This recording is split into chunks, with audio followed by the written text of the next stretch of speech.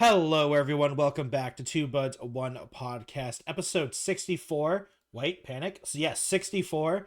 My name is Detective Jelly, your not co-host, the host, with my co-host Alchem Games. We're not changing it. We're gonna roll with this. Hello. Wow. So, Alchem. Okay, Yeah. I was about to say something on. Do you agree with this statement? The biggest day in gaming happened a few days ago. Do you agree with that statement? Because that's how a lot of people, yes. a lot of Current year, people yeah. think the Game Awards is one of the bigger days in the gaming world, and I would say Yeah. it's at least top 5. It's up there. I mean, okay. the Game Awards, What Summer Games Fest, like especially now that E3 is gone, like the Game Awards and Summer Games Fest are basically those two things. Ironically, both run by Jeff. It's either the top, it's either first, or it's just under Summer's Game Fest. Yeah, but it's at least normally top Summer Game Fest 2. Is like a sleep fest because there's not much that they like to release during Summer Games Fest. Well, like keep it for the holiday. Well, the problem with Summer Games Fest over Game Awards is Summer Games Fest is like multiple days, isn't it? I believe so. Yeah. So like it covers everything. It's spread out. So like there are I feel like Summer Game Fest is more hype, but like not more hype. There's more things to do and more things to talk about. But the thing is that the Game Awards is more hype. You know what I mean? Because the Game Awards, let's be honest, the Game Awards is what E3 used to be. Yeah. You know? Like, out of all the big conventions or like big gaming things, like the PAX and Gamescom are still there. But like E3 was still E3 and that's gone basically. And even if it comes back, I don't think it's going to be the same because it's just different. It's run by a different company and the people that are running E3 were stupid anyway. Okay. Like, even though I enjoyed E3, the people who ran it were dumb. Like, there's a reason why I like D3, but you're right. There's a reason. Yeah, there's a reason why all the companies left because they're like, this is dumb. And also, like the big companies, like the Sonys, the Microsoft, the Nintendos, realize they can just do it by themselves. Like they don't really need extra marketing. They are the marketing. Yeah. But the smaller games. Smaller in quotation marks, to be fair, because like there are still some big companies at or Game Awards and like at the conventions. But okay, Alchem. So now that we agree on that, I do agree that like I think it is one of the biggest times in gaming. I'm gonna say how I felt about it, and I want to know if you agree with me. I think this is one of the better ones this year. Overall, I want to say overall. Since they started doing Game Awards, and it's been like over 10 years for Game Awards nowadays. They started this a while ago. What do you think? One of the better ones? What would be the letter grading for you? I think it would be a B+ to an A-. I'd give it a 7, or maybe I'd give it a B- to like C+. Really? You didn't like it? You were not into it this year? I felt it was... I'll be honest with you. Okay, in terms of Game Awards, it was fine. But in terms of like, if we're talking about like games that were like shown and like the reveals and stuff, I felt it was kind of Like, really? In terms of a show, it was fine. And like the award show and everything, that was fine. I mean, it always is. It seems like they always do it without a hitch, and nothing too bad happens or nothing too controversial. Yeah. But in terms of like the games that came out, I was just like, Okay, then what about what if I ask you this question? Do you think it would have been better in your mind if the second half of the Game Awards wasn't so lackluster? Because I feel like they started strong. I think they started strong this year. The first hour to 2 hours was good, but the last hour and a half, that's where I felt like it fell hard, and that last reveal was one of the worst last reveals we've had. There was so like let's say it didn't end. Wait, what was that, the last reveal again? We'll get to that. Yeah, that's how bad. You don't even. Here's the thing. I've been researching so I could actually remember what this game is, but you literally, I know because we watched it. We both watched it live. We watched in it our separate live. ways, and you don't even remember the last reveal, and it's supposed to be the biggest one. No. So, like, do you think the weakness of the ending affected your overall grade of it? Absolutely. Yeah. Well, because I think this that was part of the whole like. Yeah. That was a whole part of the what's it called? The hype. The show. It's one of the biggest things is the hype. Yeah. Show what they got to show for it. What cool, exciting things there are. And oh my god, I just remembered what it is. Yeah, you remember what it is. Oh yeah. Dude, I was so sad. I thought it was something else. Man. I thought it was something else. I really thought it was. But okay, so let me then ask you. Yeah. Or let me say something. I think it was the best production they've done so far, with like all the actors they brought in, how they dealt with like the physical effects to the screens, the presentations, the music stuff, the orchestra, I think this was the best produced show. I just wish sometimes this show wasn't 3.5 hours long, because I just feel like they don't have 3.5 hours of content. You know what I mean? Do not, honestly. No, they do not. Like, imagine if that Divinity trailer was the last trailer. That's what I was like, going to say. Why was that so early on? The last one. Why was that so early on? That would have been better. Yeah, like, I don't know. Why was that so early on? Like, I really don't know. Now, to be fair, we also don't know how things like this get decided. Like, maybe the people who were on the last one just paid the most money to be the last trailer. Like, if that's how it goes, then, like, we can't really blame them. But, like, if they're choosing when they can put these things in, there is some serious, like, Jeff, because obviously we know it's not just Jeff himself. He's got a team with him. It's favoritism, yeah. It's favoritism and well, money. It's not just favoritism and money. We know Jeff has a team around him. So, like, what are these people doing to make it so that the weakness of the ending has happened so often? Because Alchem, through this of me like reeling of how weak that ending was, I rewatched the ending of last year's. I don't even recognize any of the games in the last like hour of that show. I watched it 2x speed just to remind myself. Like the last 5 trailers and the big reveal last year, don't remember it at all. Like it didn't. I don't even think it came out. Like it might have gone delayed. Wasn't the big reveal Resident? No, it wasn't. No, that was not the end one. That was not the end. It was a different game. It was a different game. I honestly don't even know the name. I rewatched the trailer and forgot it already. Oh my god. Oh, but no, just like I said, I agree with you. I in terms of production, in terms of the show itself, in terms of like what they had, like the people coming in, the conversations and everything, it was great. The production was great. The production looks like every year they keep getting better and better. Yeah. There was less scuff. There was less like technical problems as well. Far less scuff. There was far less scuff compared to previous. I was gonna say something about the Muppets that are there. I'm like, I think the Muppets were nostalgia. Okay, I think the Muppets were weaker this year than last year, but it's hard to beat. Dude, no. But like, here's the thing. I liked the Miss Piggy, and like the problem is, Alchem, I think, is that we're comparing them.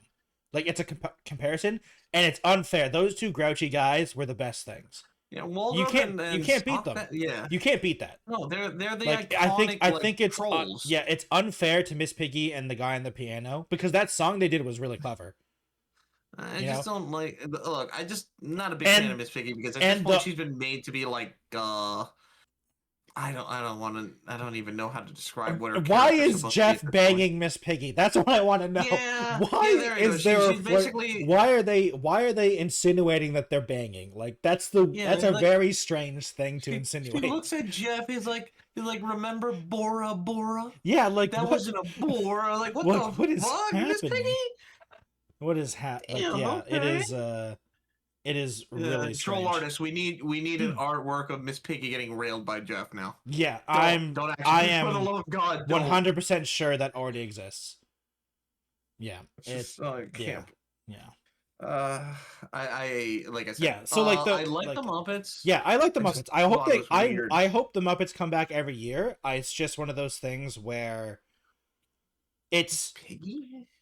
no, I'm like I'm glad they're still trying things. You know what I What? mean? Like I'm like if just like don't get me wrong, I like the two guys, but if they did that Yeah, every single year, that'd get old. You know what I mean? it get old Yeah, like if I it want goes them to to keep trying things. Like especially like I with all the honestly actors and all the physical things they did this show, I like it. You know what I mean? Didn't they have animal in them? Didn't they have animals? No, I don't. I don't Maybe think it's they I something don't else think I'm they had remembering I don't animals think in. they had animals. But they had No, they actors and no like animal like the Muppet, the Muppet, oh, the the drummer. drummer animal. Yes, yeah, Yeah, yeah. I honestly I don't know who that one was. Well, the I could problem have is I am sworn. very detached Yeah. from the Muppets themselves, so I don't actually know like most of the characters. Oh well, see, he doesn't even know Kermit. I knew No, it. I mean I know Kermit, okay. Oh, I do. There has been fan art of Kermit in the cuck chair with Jeff and Miss Piggy. It's been hilarious. I've seen that art. It's been really funny. Oh my god. I mean, those. Well, I mean, apparently canonically, those two aren't even together. So yeah, I guess. Yeah. It's weird, So but yeah, I think overall it's. the production is getting better, but I just sometimes feel like they don't Mhm. have enough content for basically 4 hours because like that's how long the show is realistically. It's like it's 3 hours. Like the YouTube VOD, there is some leeway of the like the time in, but like it's 3 hours, 35 minutes, 52 seconds, so almost 4 hours. It's three and a half Yeah. hours long. They just don't have. They have like 2 hours worth of content realistically. I would say. I mean, they. I'll be honest, they didn't really have much that could have spent a lot of time on it. Like, remember the Super Mario Brothers movie reveal, which is Yeah, just like it's a what it's like a 10 seconds of extra scenes. yeah. Well, I mean, It's just it was the trailer with some extra stuff. yeah, and that was it. I mean, that's fine though. I don't mind stuff like that. No, but I'm saying like in terms of in terms of stuff like Yeah, time, there was barely anything there. So in terms like the yeah. Street Fighter thing, I they mean, really had nothing much to show except for like the cast coming in. this that was probably the most cringe part of the whole show. I would say. Street Fighter showing up, the No, entire no, it was cast. the cast. I mean, first of all, most of them Yeah, didn't say anything. yeah, it was Like, only like they were and trying so hard they to get and the mic to everyone. yeah, and I feel like they like I don't want to say that like the lines felt forced a little bit more.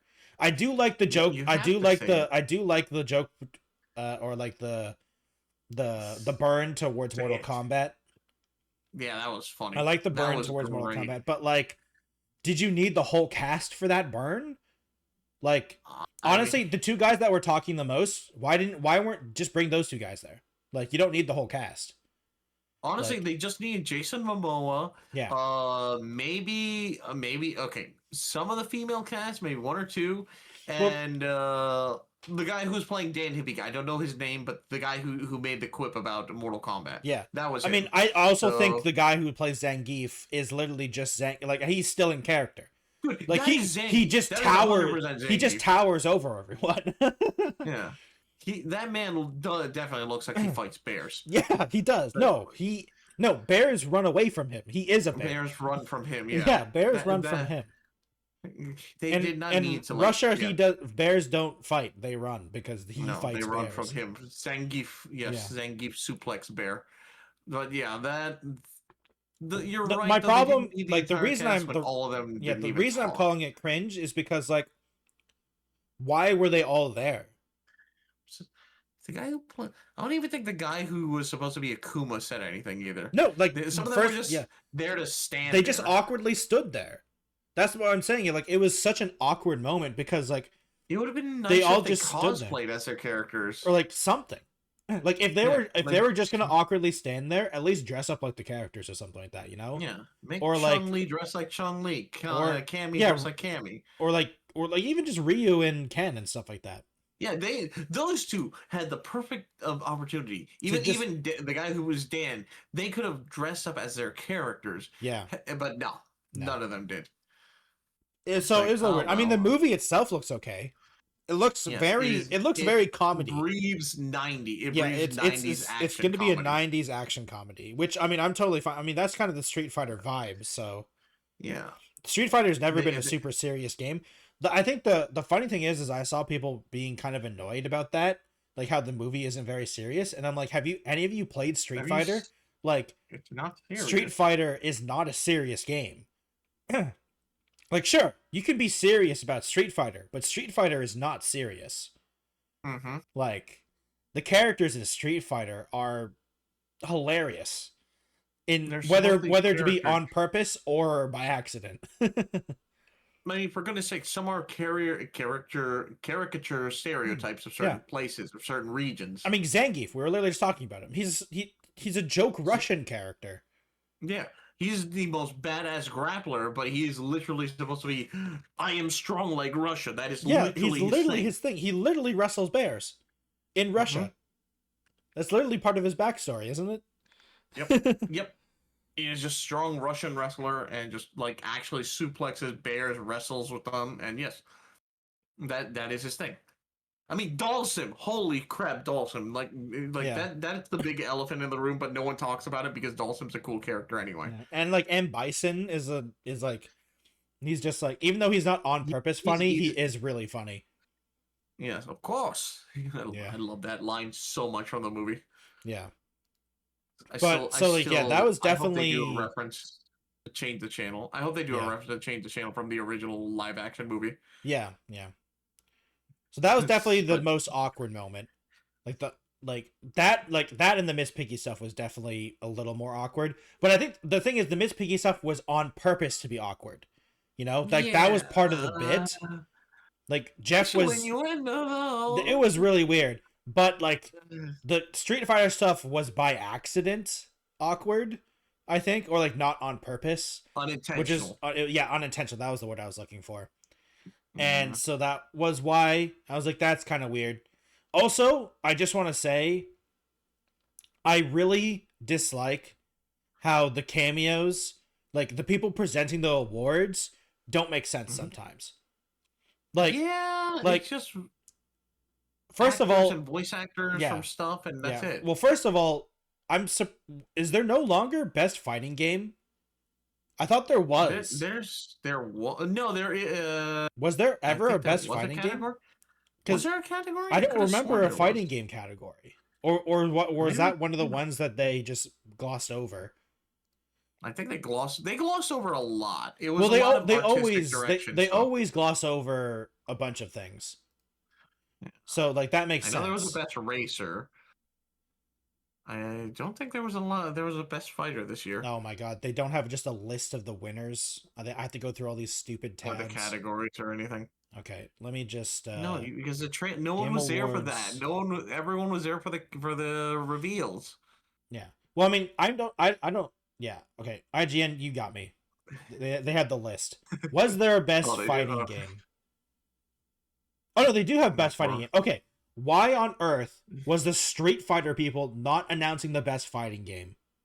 They could have been there. Like it just didn't make sense. Like there are some things like the people announcing, like they had a Street Fighter trailer. They had the people from Street Fighter. Why weren't they announcing the best fighting game category? Like no. Like they had a couple people from. I don't think it's bias. I think it's just. I honestly just think it's people not realizing that they should do this. Like I understand you're not going to get people to make sense for all the people you're announcing, like categories for, but if you have the entire Street Fighter cast, why are they not announcing the fighting game category? They were just surprised to be there. Maybe. Like, I honestly don't think, like, I want to say, I'm trying to figure out how to say this in a polite way, but I can't figure it out. I think it's just people being, figure it out. You're Canadian. I think it's just people being dumb. Like, I think it's them just not realizing that, people would appreciate that.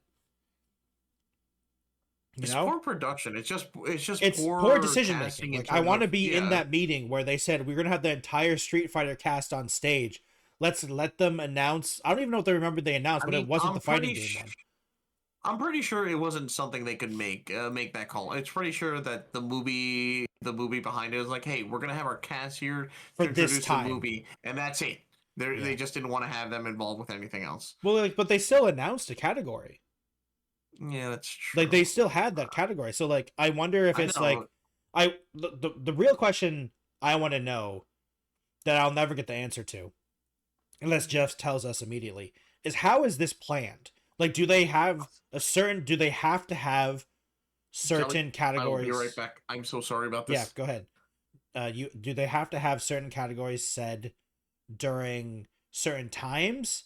Because like that's the only reason I could think of. Like you have to have this category said by this time, and this category said by this time. This trailer has to be at this time.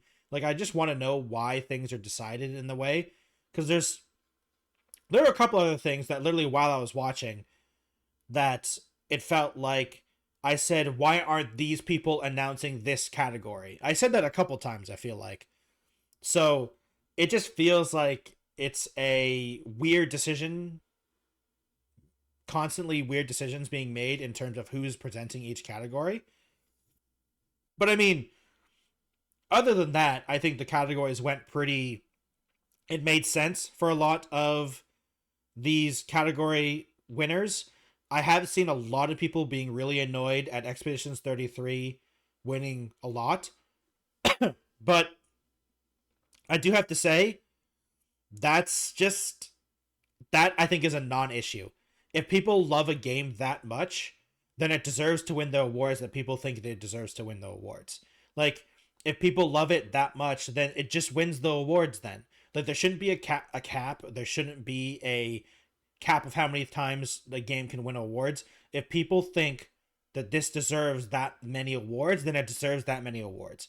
First of all these awards are useless anyway. They're just random titles. No one actually cares that much, I would say. You know, like people are trying to make games to make good games. They aren't chasing game of the year, you know? Like unfortunately this isn't the Oscars. We're not the movie industry where people can be chasing an Oscar. I don't think most video game devs really truly care about the game of the year. They just want to make a good successful game and they want to sell some copies so people can have fun. You know? I don't really think people are chasing awards like they would in like a movie industry or the music industry. So I do think overall that is how most game developers feel. So I just think, yeah, if people are gonna keep voting for like that, it makes sense. Also, it's unfortunate that Alchem had to go because I really wanted to talk to him about the player voice because I thought that was hilarious. But I'm gonna since Alchem had to step away for a second, I am going to talk about the show itself. And during the show, part of the opening act is the showed off. Before the main show started, they did show some trailers about stuff, which is cool, and they did some initial awards. And the Escape from Duckov trailer was hilarious when they're doing it because there's a new region. During the whole show, I was like, wait, this is a new region. I don't recognize this. And then I realized how much I've played that game because I'm like, wait, I can notice by the trailer that this is a new region because I don't recognize the location. And I was like, oh no, this is a bad thing. Because I have like over 50 hours in that game now and it's unhealthy probably. But overall, I still think it was a good opening act. The opening act was good. I thought the trailers were pretty good. While there wasn't anything too crazy in the trailers, I think, because we kind of just got we kind of had all the things that we already knew. Even though they were good games announced in the opening act, there were new surprises. Like Celeste 2 was there as well. The new upcoming update for Escape from Duckov, I think it was really cool.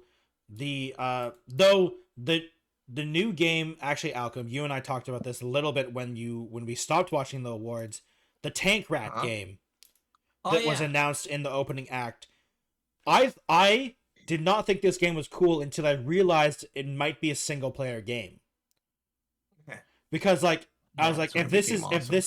if this is like a multiplayer, free to play multiplayer game that's basically, oh god, what's that game name that you could customize your like vehicles?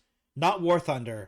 It's like a kid style, cartoony style World of game. Tank? No. Oh, Uh, you know what I'm talking about, right? Though I the do, I do. I just don't know what I don't really Robocraft. play Jesus in it. chat said it. Uh, Robocraft. okay. Yeah, I thought it looked like Yeah. Robocraft at first, and then I realized, wait a Uh-huh. minute, this looks like a single player game. And now that if it's a single player game, I'm interested in this. Like, what is we gonna be doing in this game? Like, because in a single player game, you don't have to care about balance in the same way you do in a PvP multiplayer game.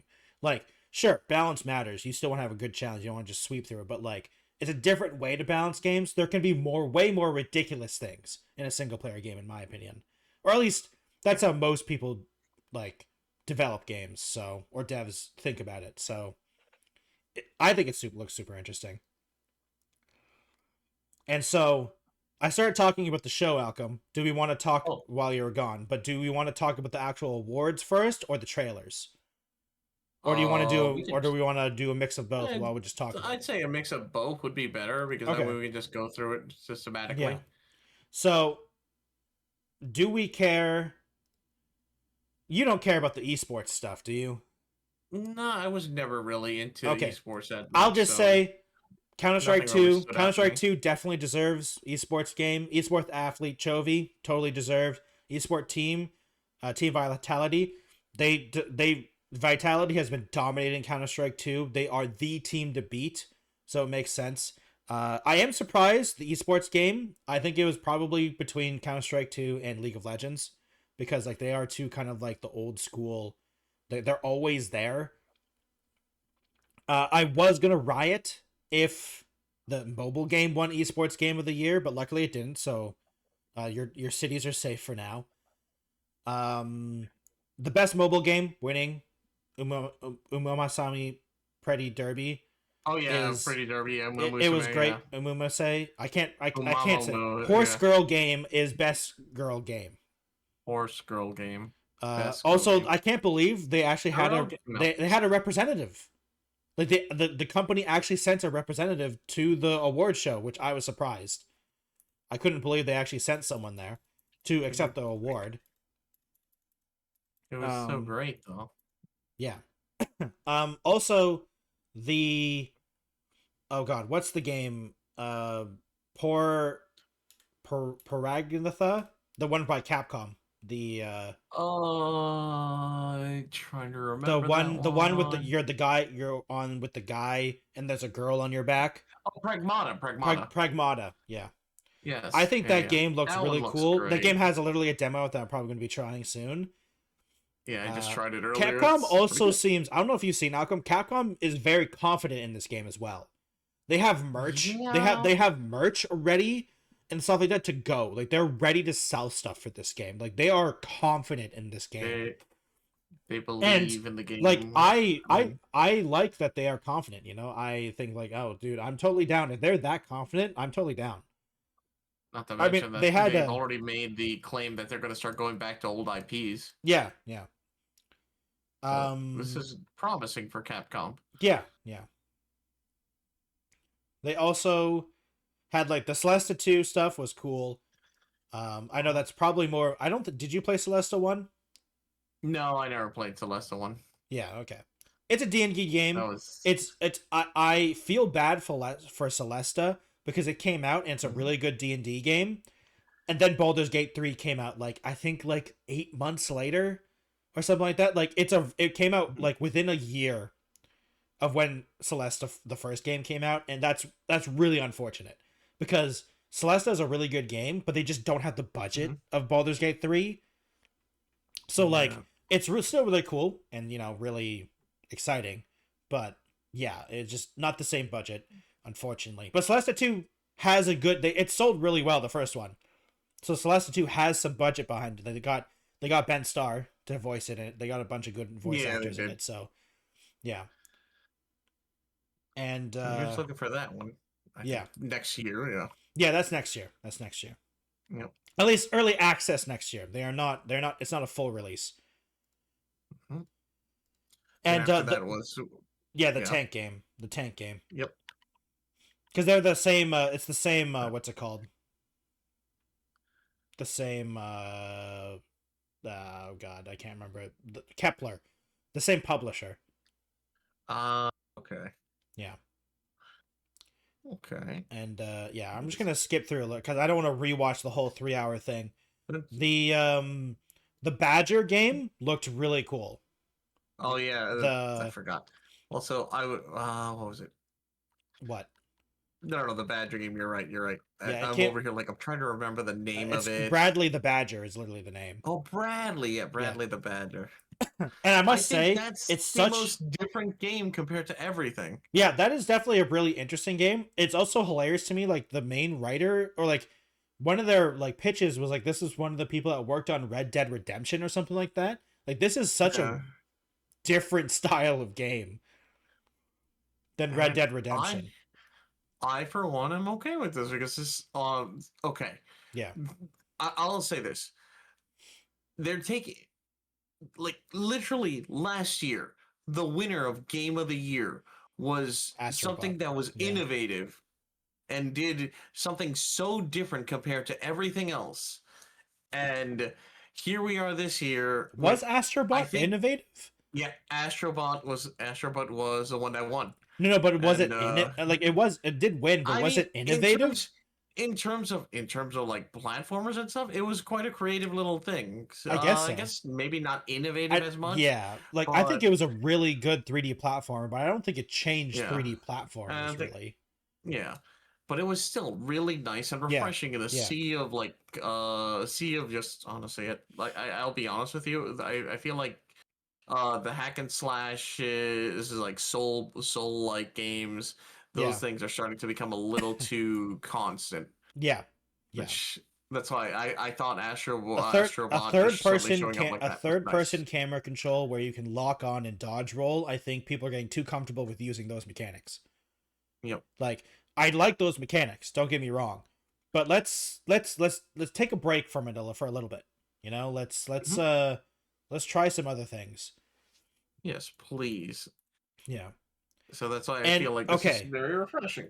The one thing that came after that is that weird girl and guy zombie game. Or like you play.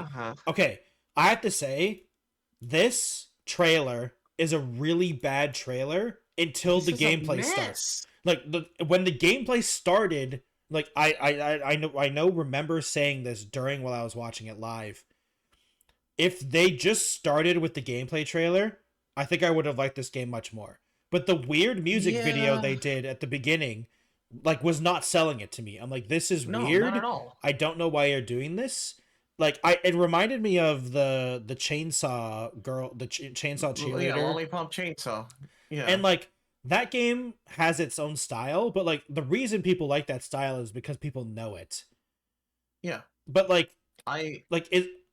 yeah, but once the gameplay started, once the gameplay started, I was like, dude, this looks awesome.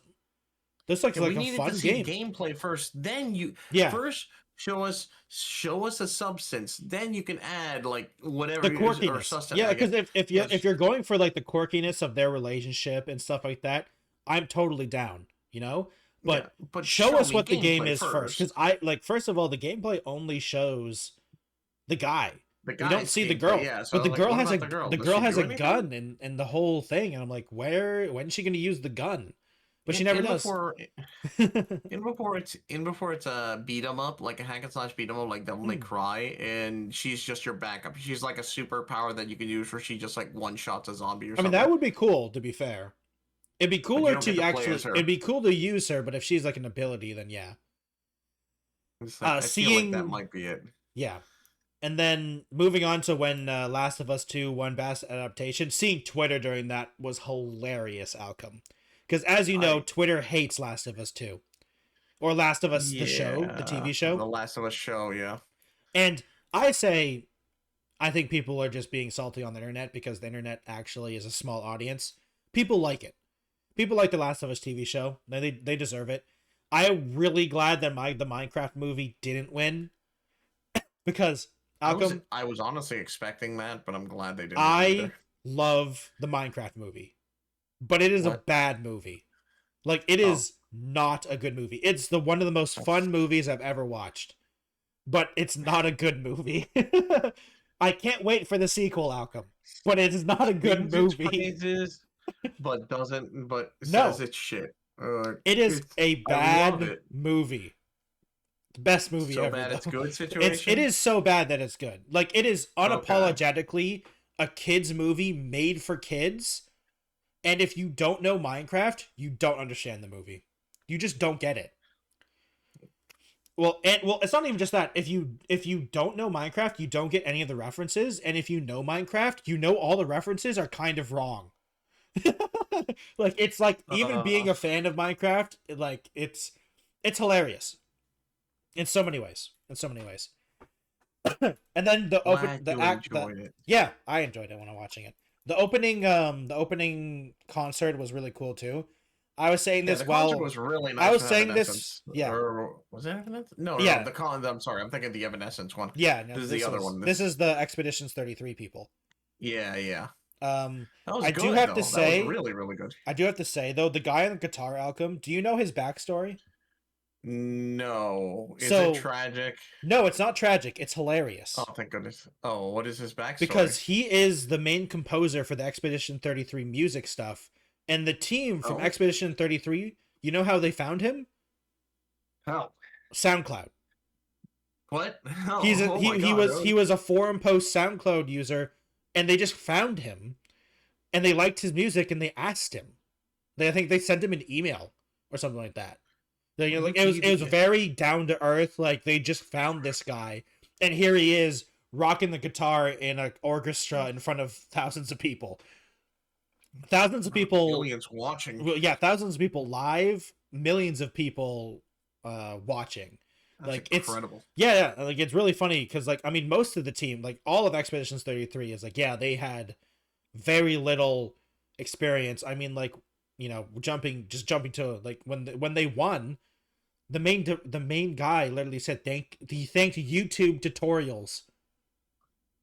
like he literally thanked YouTube tutorials for teaching him how to make a video game. Like this is the guy winning Game of the Year. Like the whole team is just a bunch of people that just want to wing in a prayer. They had the not the ambition, the drive to just keep going. Mm-hmm. And they just managed to make it work. And now they have the talent to back it up too, because I mean they made an amazing game and the music's great too.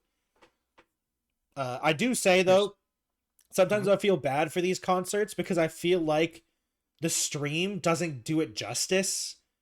Like I feel like if I also feel awful because the crowd doesn't seem to be that into it. Like this is not a crowd for that. That's the problem. The problem is like the crowd for these concerts are like it's just not the right crowd for it, and it makes me sad because I think I think if you got more people that actually be into it, I think people would be down. People will be going crazy for it. People will be like losing their shit and going wild for it. Like especially the Evanescence concert too. That one was awesome. Yeah. So but no. Yeah, it was just crazy.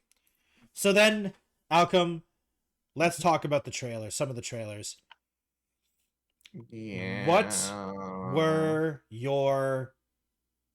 were the winner trailers for you? Because I don't want to just rewatch the whole thing. So let's just pick up the stuff we want to talk about.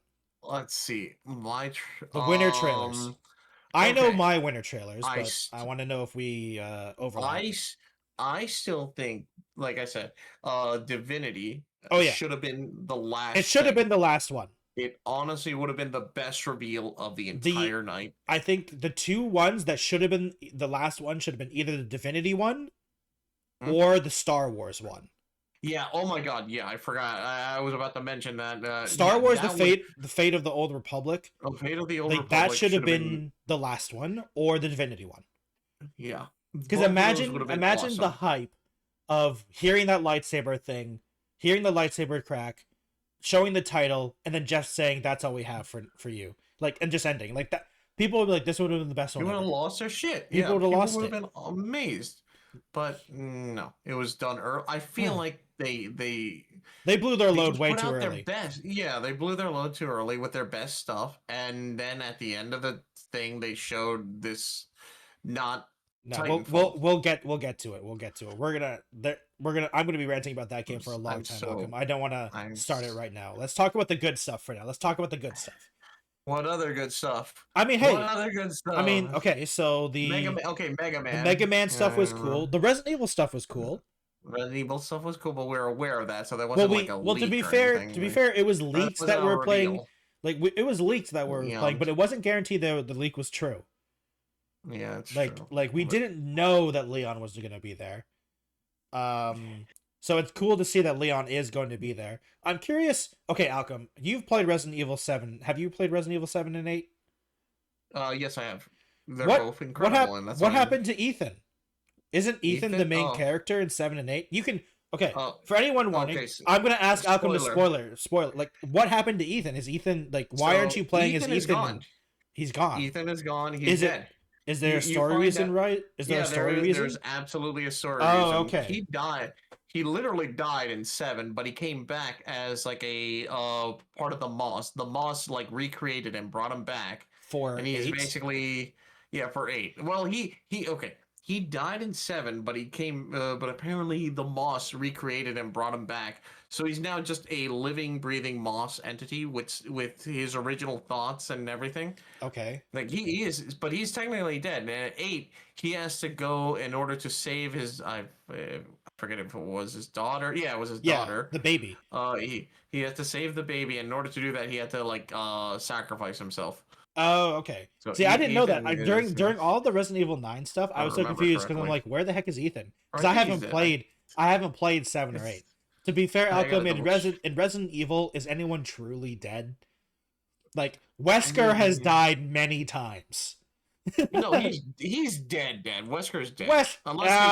I don't believe Capcom ever. When it comes to Resident Evil, I don't believe any character is dead. It doesn't matter how brutally they die. They can always come back. It's been proven. Sure, but no. Okay, so I was curious. I was confused the whole time. I was like, why aren't we playing as Ethan in Resident Evil 9? Because I haven't played 7 and 8. And I was because he's not as much as a badass as Chris Redfield. I mean, it's true. Well, I mean, to be fair, we're going to be playing the girl as well in Resident Evil 9, and she doesn't look like a badass. No, I'm pretty sure she's just going to be like Ashley, where she just kind of runs around. And she has a gun. She has a gun. She seems to be more of a character than Ashley. Leon! I think she's going to be more of a character than Ashley, but not... I think it's going to be an in-between from Resident Evil 5 and Ashley. I can't remember her name now, the girl from Resident Evil 5. Chris Redfield's partner in Resident Evil 5. Oh, Claire? No. Is her name Claire? Not Claire. It's not Claire. I don't remember her name, unfortunately. I don't remember either. But her... But I think because she was a pretty big badass in Resident Evil 5, along with Chris. Jill. Yeah, no, Jill. That's not Jill. Not Jill Valentine? No, it's a different girl. Jill eventually shows. No. It's a one-off character from Resident Evil 5. Oh, you mean Sheva? Sheva, right, Sheva. Sorry. Sheva, yeah, Sheva. I should know this because Chris constantly yells Sheva's name when you're there. When you're playing single player. I didn't hear the number, so I didn't realize you were talking about 5. And if I heard 5 earlier, I would have been, oh, you meant Sheva. Yeah. So I think the Resident Evil stuff was cool. Oh, the Mega Man stuff was cool. They did announce the whole gameplay, right? Leon is gonna be like the current action genre style that they're doing, and this new girl is gonna be the survival horror aspect. So I assume 7 and 8. Yeah, I assume she is going to still have a gun, but ammo. It's going to be similar to like Resident Evil 2 Remake, where you have weapons and stuff, but ammo is going to be scarce. You're going to be you're going to be like, ammo is going to be a problem. Because let's be honest. The action in Resident Evil 2 Remake is that game is still a survival horror game. Then when you get to Resident Evil 4, gun, but your ammo is so limited. There's like, and you also just don't want to shoot wisely. all the time. Like, you don't want to shoot all the time. Even when you do have a lot of ammo, you're like, do I want to use these bullets right now? But in Resident Evil 4, you're drowning in ammo for basically every gun. You're always shooting first. But like, I feel like it's going to be a combination of like the two gameplay styles, which I think is a good idea. I think because I think both gameplay styles work in Resident Evil now, and I think especially with the new engine too. The latest, is it the latest remake, Resident Evil 4? Resident Evil 4? Yeah, it did have a small glimpse of that when you split up between Leon and the horror section. The horror sections where you play as Ashley do work. They're good. So they have some experience with doing that, so it can work. It can definitely work. But I do. I mean, to be fair, I do agree with them. Leon is not a survival horror protagonist. Like, it worked in the remake of 2 because he's a brand new guy fresh off the job. But after Resident Evil 4, I'm sorry, this guy is a grizzled veteran. He's a badass. Old Leon. Not the only thing that can kill old Leon, I bet, is Wesker. Let's be real. Like, Wesker is like nothing is killing old Leon. If those two were if those two were actually like met each other, he would definitely get killed by Wesker. Yeah, I mean, to be fair, Wesker is more of a Chris Redfield enemy, so yeah. But yeah, so like those things were cool, and the Star Wars the Fate racing. I mean, Star Wars the Fate is cool. I want to say Fates. I forgot about that. Star Wars the Fate. Well, what do you mean? We were talking about earlier. No. I forgot the name of it. Fate Star Wars the Fate of the Old Republic, which is being directed by the original Knights of the Republic director and the Mass Effect director. He did both of those. So looking forward. So that looks really cool. Unfortunately, the studio was created this year to make the game. So they're very early on in development, though he did say on Twitter that it's coming before 2030. Because people were saying this game might be coming like 2030 something. Because it's so early on. But he said it's coming before 2030. I don't know if I believe him. Because the studio was literally created this year in September or something like that. Have faith. So, like, that, and I don't know about you, Alchem, but Star Wars games don't exactly have a good reputation of actually coming out. Oh. I mean, Star Wars Eclipse still hasn't come out, Alchem. It was announced in 2021. I honestly forgot that Star Wars Eclipse was supposed to be in the High Republic, and the High Republic doesn't even exist anymore. Like, it took so long for that game to come out that the universe that I was in doesn't exist anymore. Like, it's bad. I mean, the Knights of the Republic remake is still in limbo. And, I mean, the pod racing game looks cool. Though, Alchem, okay. I was disappointed with the pod racing trailer. Were you disappointed? I was disappointed. And I was disappointed for one reason. What's that? At no point during the trailer did we hear the lines, "Now this is pod racing." That would have been awesome if they did that. Why? It doesn't even have to be Anakin. Like, obviously, we know Anakin's not there. But at no point did any of the characters say, "Now this is pod racing." And I was so unbelievably disappointed that it hurt me, Alchem. It hurt my soul. Why didn't they say, "Now this is pod racing"? That's like literally the only line I know from that movie, Alchem. Like the entire, like, they could have said it to as nostalgia bait, considering that the whole premise is pod racing hasn't been around for a while. Yeah, they're saying even the galaxy needs pod racing. Yeah, I mean, the last character they show is a nostalgia bait too. It's the guy from episode 1, but older. Yep. With a beard. They literally could have had the line at the end, but no. They could have, and it made me sad. Yeah. And okay, so I think we've talked about some good stuff. We do have to talk about the Divinity thing, because that trailer was insane. Yes, it was. It was.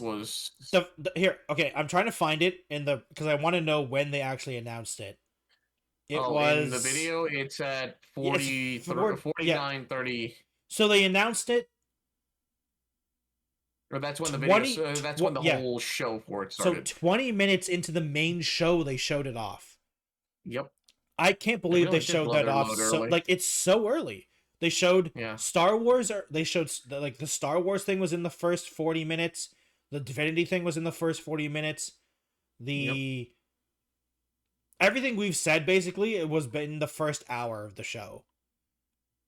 And it's insane. All done. And it's all downhill from there. I wouldn't say all downhill, but like, why was I... okay, let me hold.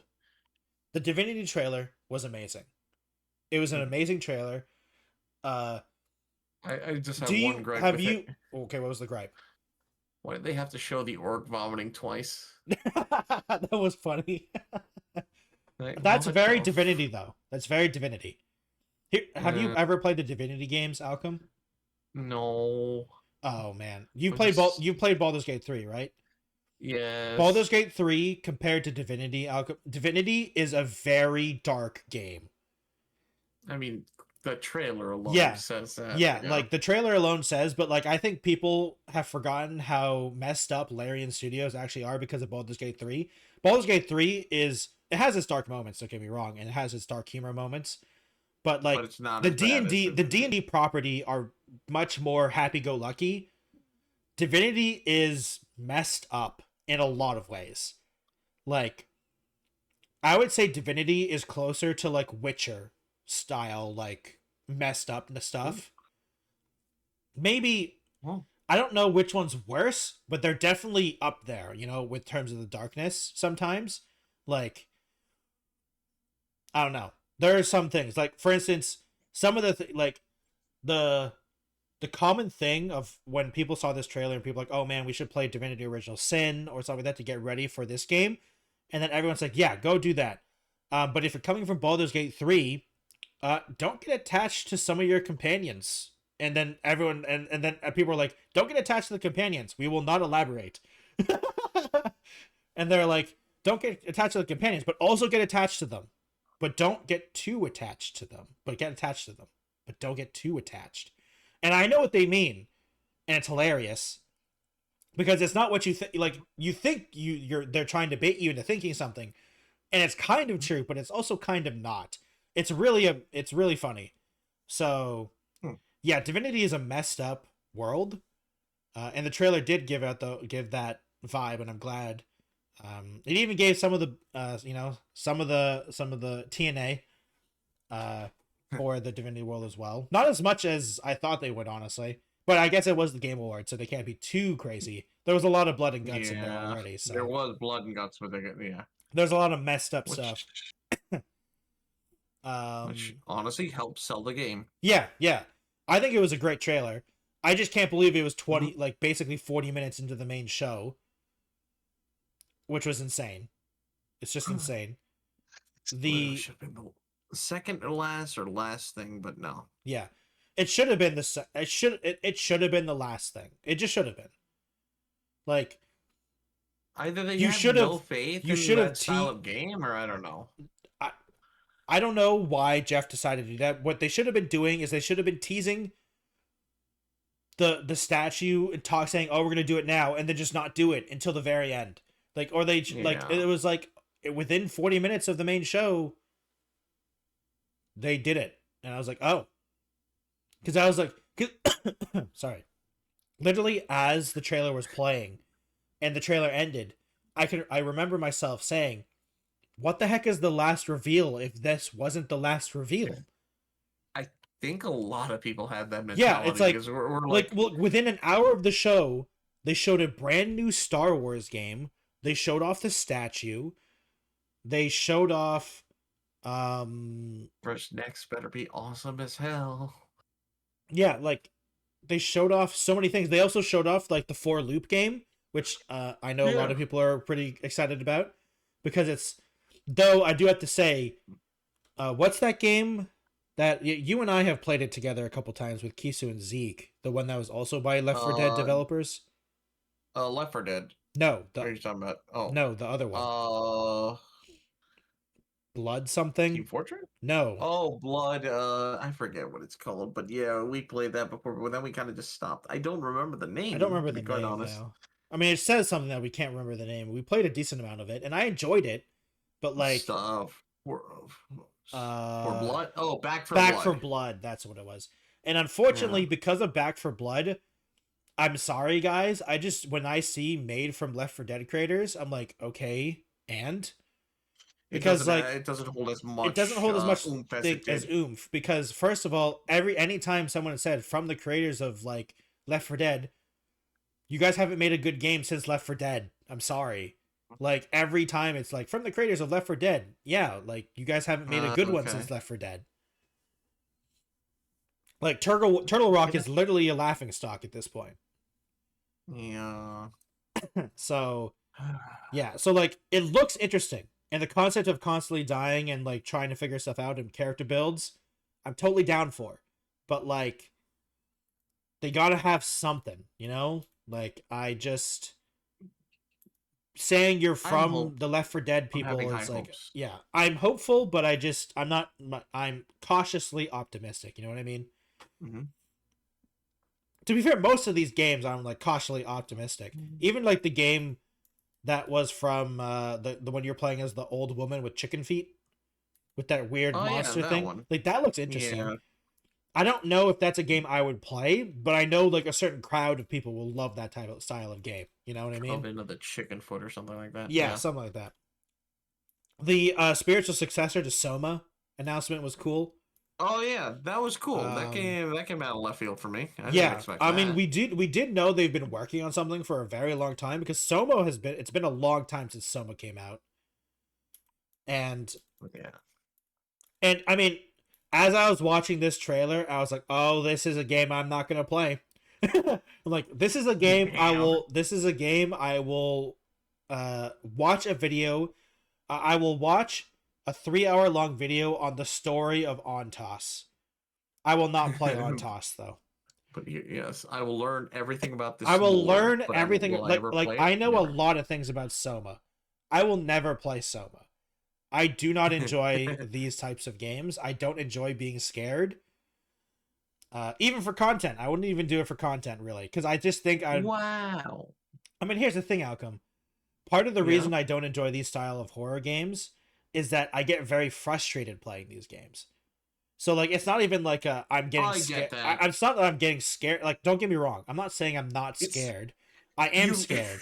But like, I feel like it's a different. Annoyed it's you're trying more to solve me being annoyed at the game than me being scared. Yeah, like, I realize that's what some people. That's why some people don't like. It's because I want the puzzle aspect, but I feel like the constant threat of getting like assaulted or killed by an alien or monster or whatever, it just ends up annoying me. Yeah. I'm like, do you mind? I'm trying to puzzle solve. Like, some of my favorite horror games are the Resident Evil 2 remake. Actually, was like one of the perfect games for me because that game's scary. Like, I got scared many times during that game, but like it was like oh god, I'm scared. Okay, do I fight this? No, I'm gonna keep running. Oh god, I'm being scared. I want to run away because I don't have enough.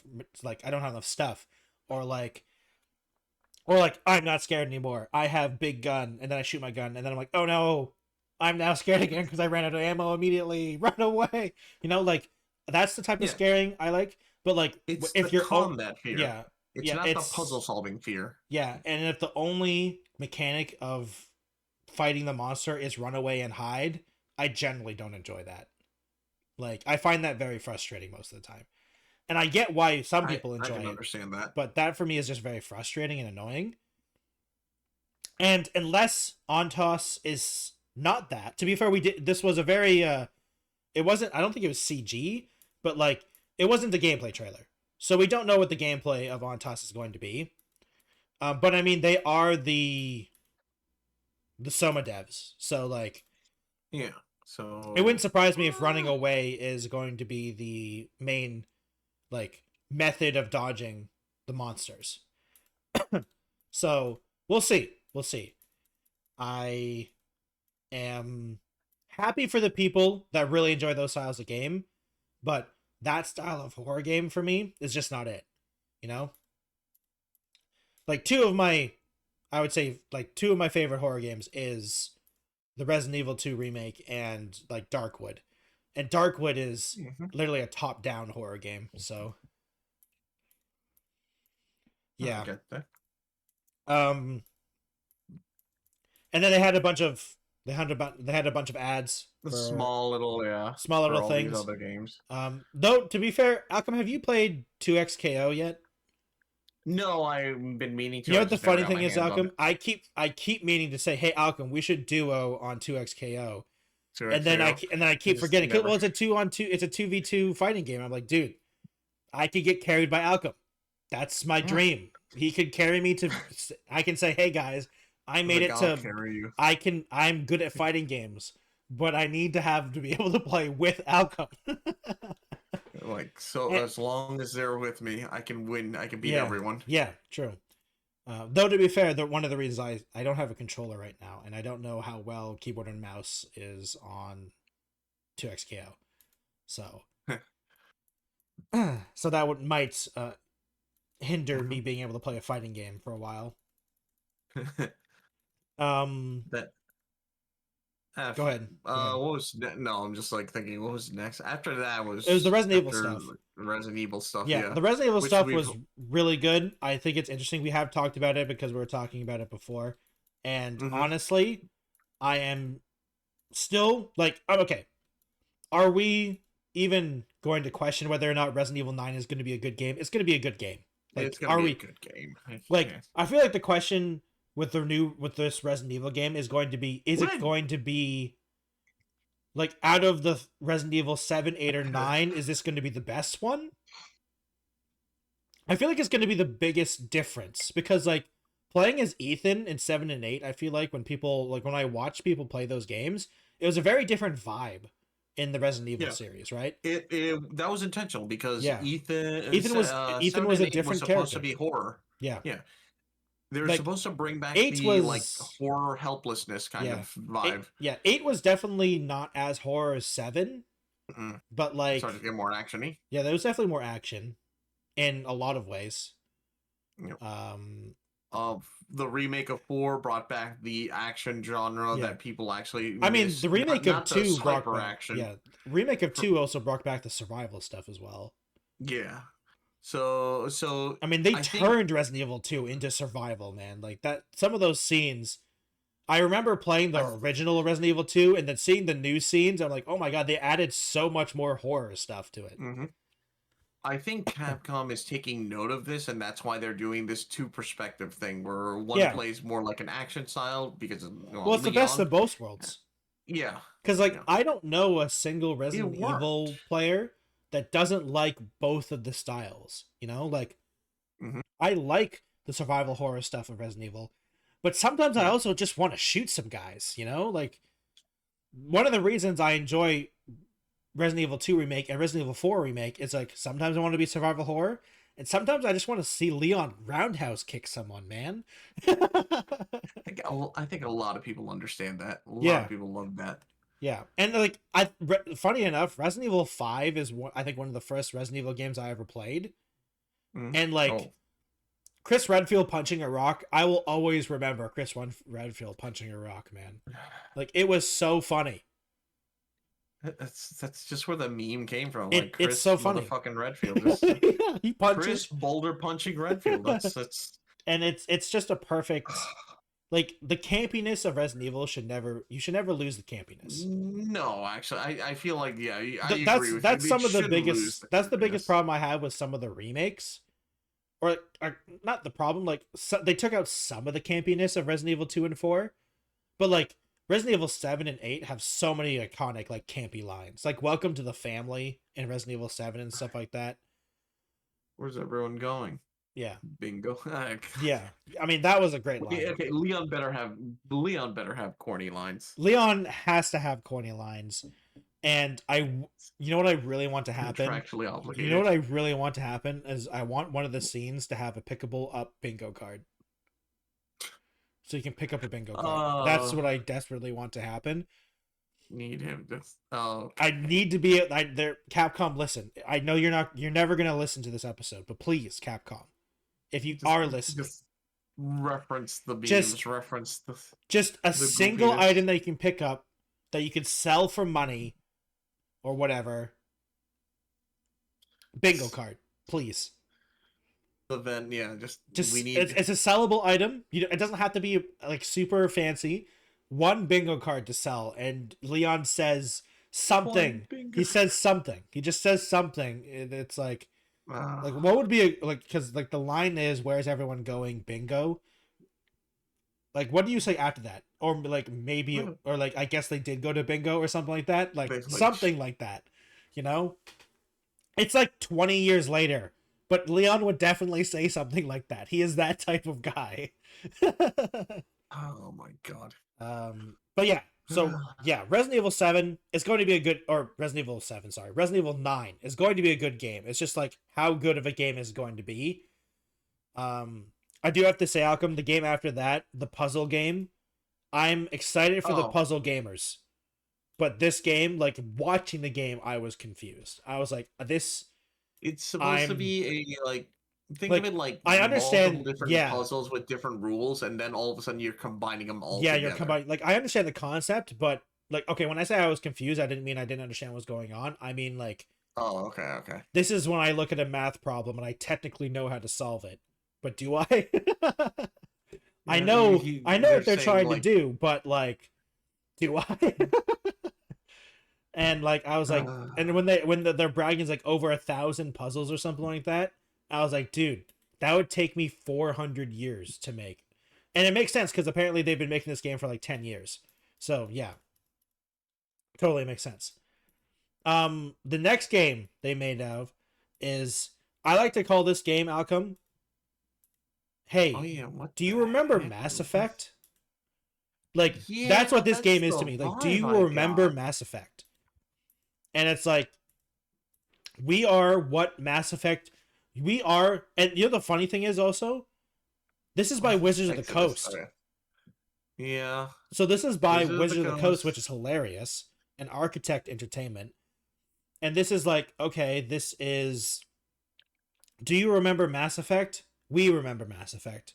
Let's be Mass Effect. You know, like they even say, get a party and you have a party, you have a crew and a ship. Like, you're literally that. Like, you're literally going to be Commander Shepard. Let's be real here.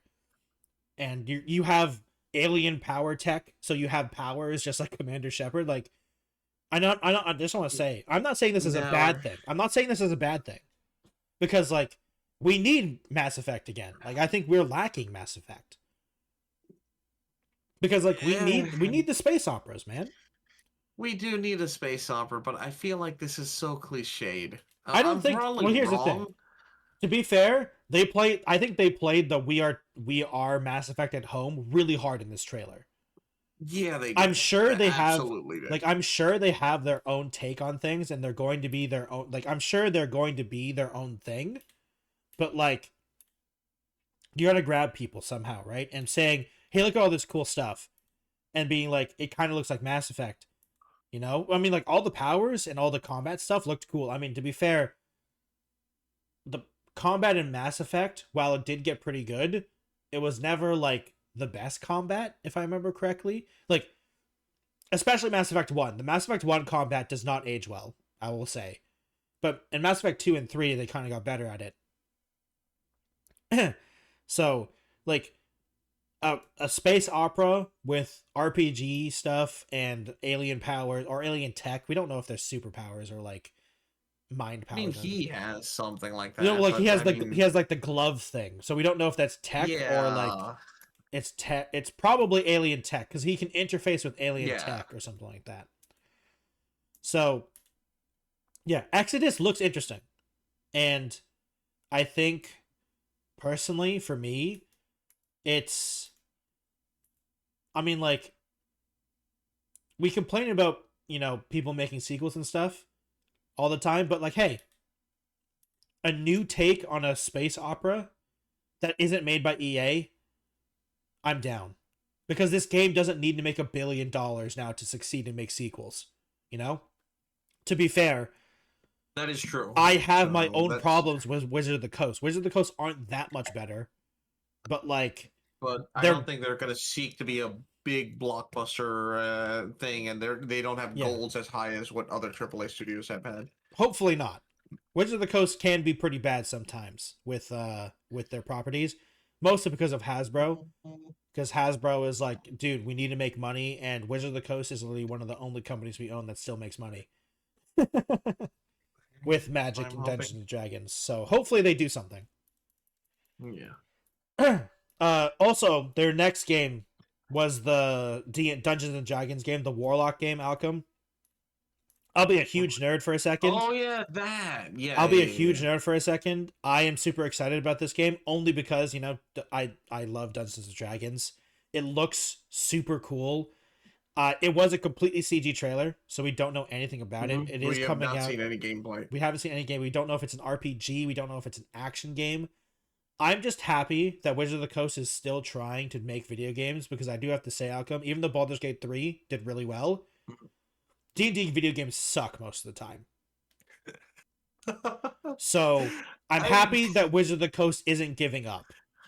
Oh, because sorry, caught me off guard with that. But they do. Ooh. Some of the worst games that I've ever played were D&D video games, Alchem.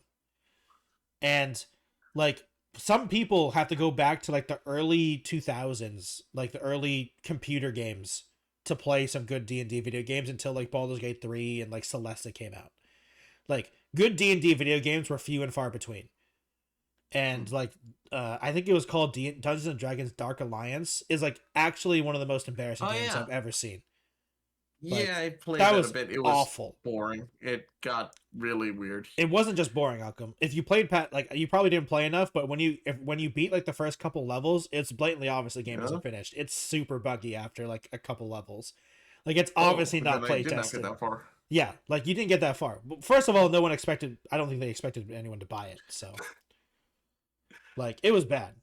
And I'm glad that they're actually putting some more effort into the video game side, because I think that's one area that they're kind of like losing. Because D&D is such a interesting world, and you can play D&D can be so many video games other than RPGs. I do think the Warlock game is going to be an RPG, but like, do you know the concept of a Warlock in D&D, Alchem? No, not in D&D. So the reason I think it's such a good idea for a video game is because your patron is, you're a warlock. Your magic comes from your patron. Your patron, you made a deal with your patron. That's the whole thing. That's how you got your magical powers. Mm-hmm. So, but like, for a lot of things in D&D, your patron can see you. Like, they know you. They know who you are. You made the deal with them.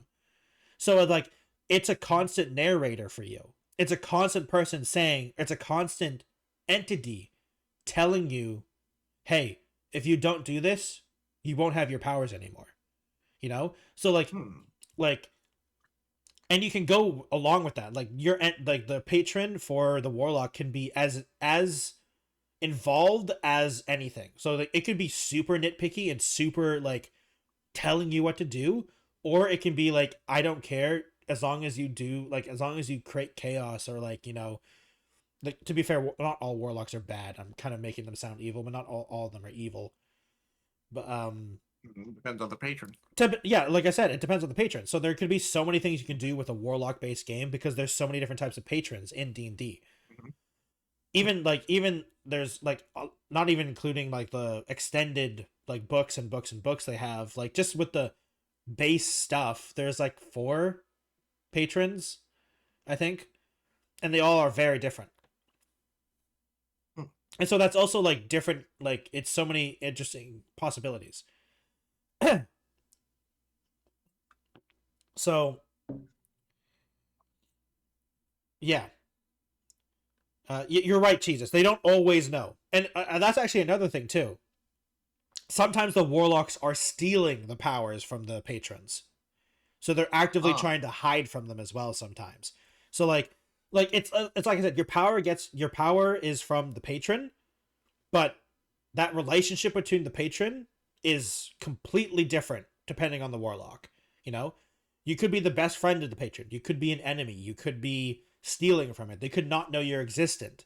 You know, there's tons of different things they can go with.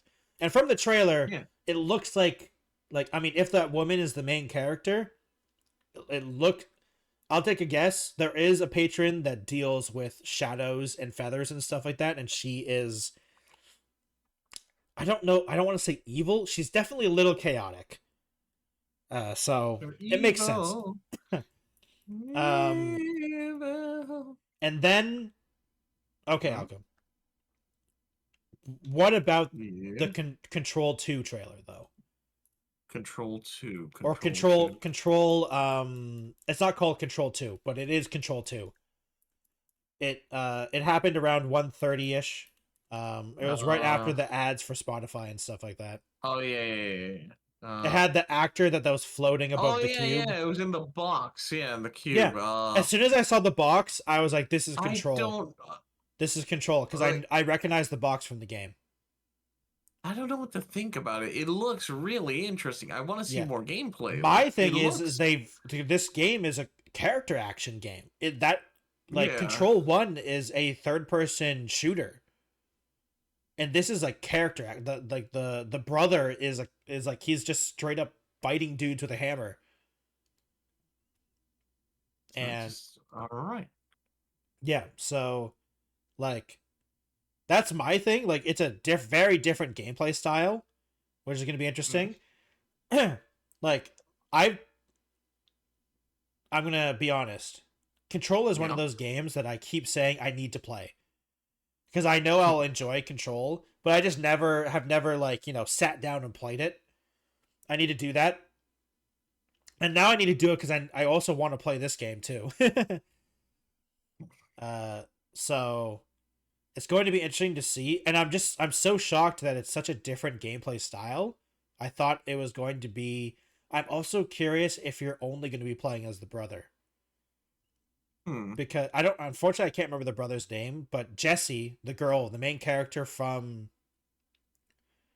Control 1, she's the girl that like in the trailer you see that stabs him with the thing that gives him the like thing that he can turn into like that pole that he can turn into weapons. She's the girl that's stabbing him with that thing. That's Jessie. I'm almost positive. So I'm curious if you're only playing him or if you're playing Jessie as well. It wouldn't surprise me if like maybe she's just still there talking to you now instead, and you're just playing as the brother, and she's going to be one person that talks to you. Because even though technically she's in a different plane of existence, I think, than the brother, the Control universe gets really weird. So, and then we get the game for that is legally distinct to Yakuza. And I say that in the best possible way. Because this is also from the creator of Yakuza, isn't it? I don't. I saw that. I saw that a couple times.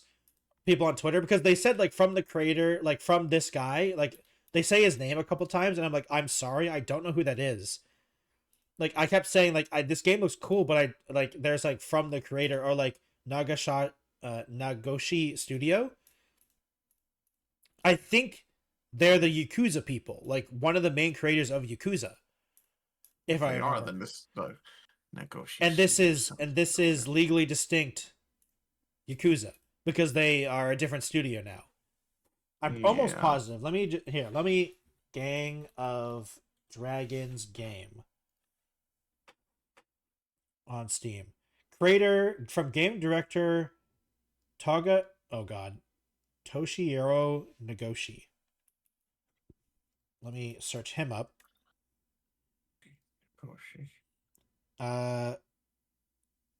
He was the chief creative officer of Sega until 2021. Oh. And he is... Yes, okay.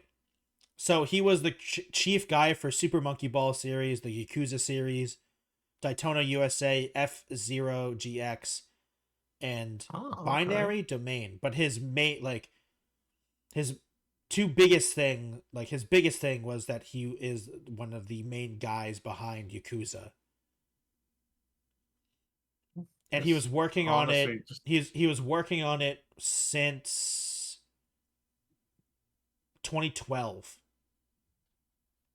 He was working on 2012 and he left in 2021 after Yakuza 6. And then he made Nagoshi Studio in 2021, and this is their first game. Honestly, looks really, really good. I see it and just watching it over again, and I was like, damn, this still looks good even now. Yeah. The only slight problem is that they are a subsidiary of NetEase, which isn't necessarily the worst thing, but they do have a corporate overlord, so this game needs to sell. It must do good, or else there will be no more Gang of Dragons. And then the Street Fighter stuff happened. We talked about that. I think the Street Fighter movie looks cool though. Like, I think it looks cool. I think this was definitely slight like they're just it was just they're just standing there. Half the people are just standing there. So I was annoyed. So much more. I was annoyed at that. And then Lego Batman happened after that. I think Lego Batman looks pretty cool. I'm still freaks me out that the Lego people talk, but that's because I'm super old school when it comes to Lego games. They now have voices. I'm sorry. Yeah, they do. It freaks me out sometimes though. The next game after, or unless you want to talk about Lego Batman, are you? I've not been a Lego Batman fan. I still need to play the Lego Star Wars game that I have. After that, Alchem, the Marvel beat 'em up game, the Cosmic Invasion. Literally, as I watched, I'm like, oh, this is an Alchem game. I'm probably gonna watch Alchem play this in a few years. Yeah, I was like, as I was watching it, I was like, as soon as I saw the side scrolling beat 'em, I'm like, oh, I'm gonna be watching Alchem play this in like a year or two whenever it comes out. Because like this isn't my type of game, but you love those types of games, right? Like I've seen you play side-scrolling beat 'em ups. I've seen you play so many of these games. It's definitely gonna be a game I play. Yeah, and then the Rust Mobile happened stuff, which is Rust Mobile, which is if Rust is Rust, they're trying to hit the Chinese market. I get it. Yeah, I get it. And then Alchem, the Tomb Raider stuff happened. Oh yeah. Now I forgot about that. Yeah, the Tomb Raiders. Like I said, Alchem, I think the reason you thought the show was this bad was because the ending was so horrible. But like I said, they showed a lot of good stuff in the first half. It's just like the second half was so bad. It overshadowed everything. No, the thing is, the problem is, Alchem, I think the problem is with everyone's perception of I think including yours, is that the ending was so bad that it soured everything else. And I'm not saying that's an invalid opinion. I get that. But I'm saying, like, I just feel like this was such an easily fixable situation for the Game Awards. Don't end on things that people don't care about.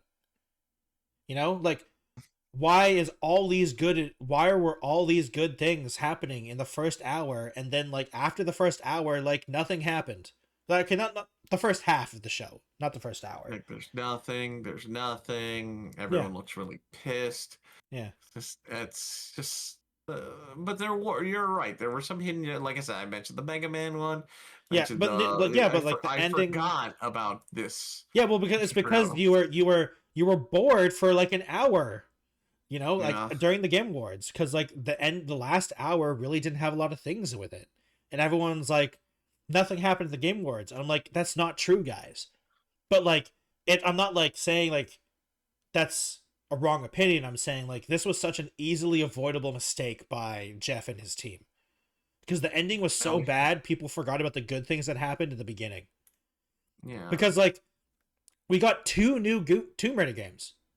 Tomb Raider Catalyst, a brand new open world one. The other is just basically a remaster of the original, like a complete reimagining of the original, which is cool. Yeah, I am slightly sad that they're still remastering the old ones, but to be fair, I hope this includes like better controls, because the first Tomb Raider games, the controls are still tank controls, and like that sucks. So I hope it's like also a modern version of the game in every way. I do also love that we're back to people complaining that Tomb Raider looks too hot. Did you see that on Twitter? She needs to be polygonal. I don't know, like people can't make up their mind. Like either because of the like I enjoyed. Did you play the 2015 Tomb Raider games, like the Nope, when not yet. they relaunched it? I've played them. I Mm. enjoyed them. But everyone says like they don't like this Lara Croft, and I always said like the reason, like because she's like a vulnerable person in this in like the relaunch Well, this is when they did it. before she became. Well, yeah, because she's that. not Lara Croft yet. She's just Yeah. she's not to say any not to like downplay anything, but she's just Laura in these games in the Yeah. original ones. She's not Lara Croft yet. And I'm like that it was her becoming Lara Croft from what I know. I haven't played all of them. I've only really played the first one. But like that's what I got the vibe was. That the vibe was like, oh, this is the story of her becoming Lara Croft as we know her. And like I'm totally down with that. I'm totally for like we don't actually know the origin story of Lara Croft. You know, like we did. We got it, and then we got it, and people were angry that she. My Lara Croft. Yeah, and people were also angry that she was ugly, and like you got people who think Lara Croft from the remake or the relaunch games, like guys, I'd hate to in the original PlayStation Poly stuff. What do you mean? I mean, when it comes to those people, I'm like, Bro. I don't know what you guys want. Like, she still looked great, I think, in the remakes. Like, you know, like I'd hate to do the whole thing, but like touch some grass and look at real people, man. Like social media is you think social media has definitely killed people's perspective of what anyone can look. Beauty. Like it hurts women's beauty the most, but it affects guys as well, but it affects women so hard. And I feel so bad because like they're judged so harshly. I'm like, dude, she still looks amazing. And now people are complaining that she looks too hot because she's supposed to, like, she's like jumping around in the jungle and stuff like that. I was like, what do you guys even want? Like, I'm so confused. Anyway, other than my rant about women beauty, Alchem, I have a serious question. Why does the Forest 3 have aliens? Is this the Forest? This is Forest 3. Yeah, it's by End Night.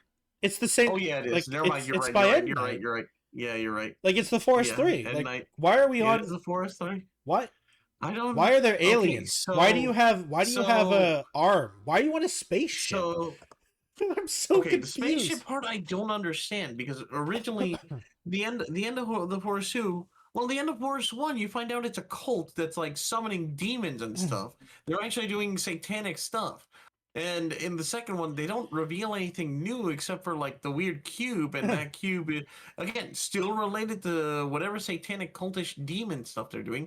Unless it turns out, psych, they're not demons; it's just extraterrestrial. Wasn't the first one like it was a corporation that was trying to make like an aging cream or something like that, or de-aging cream or something like that? But it turns out that they were using like weird demonic stuff to actually they were sacrificing children to do it or something like that.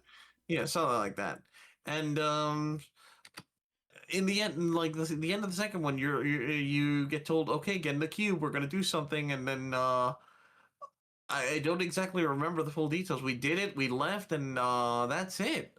Yeah, I don't remember there being any lingering afterwards things. Yeah, I've only ever played the Forest. I haven't played Sons of the Forest. I'm also curious why they're calling it Forest 3 and not like the Forest something else, because they didn't call Sons of the Forest 2. So yeah, I don't know.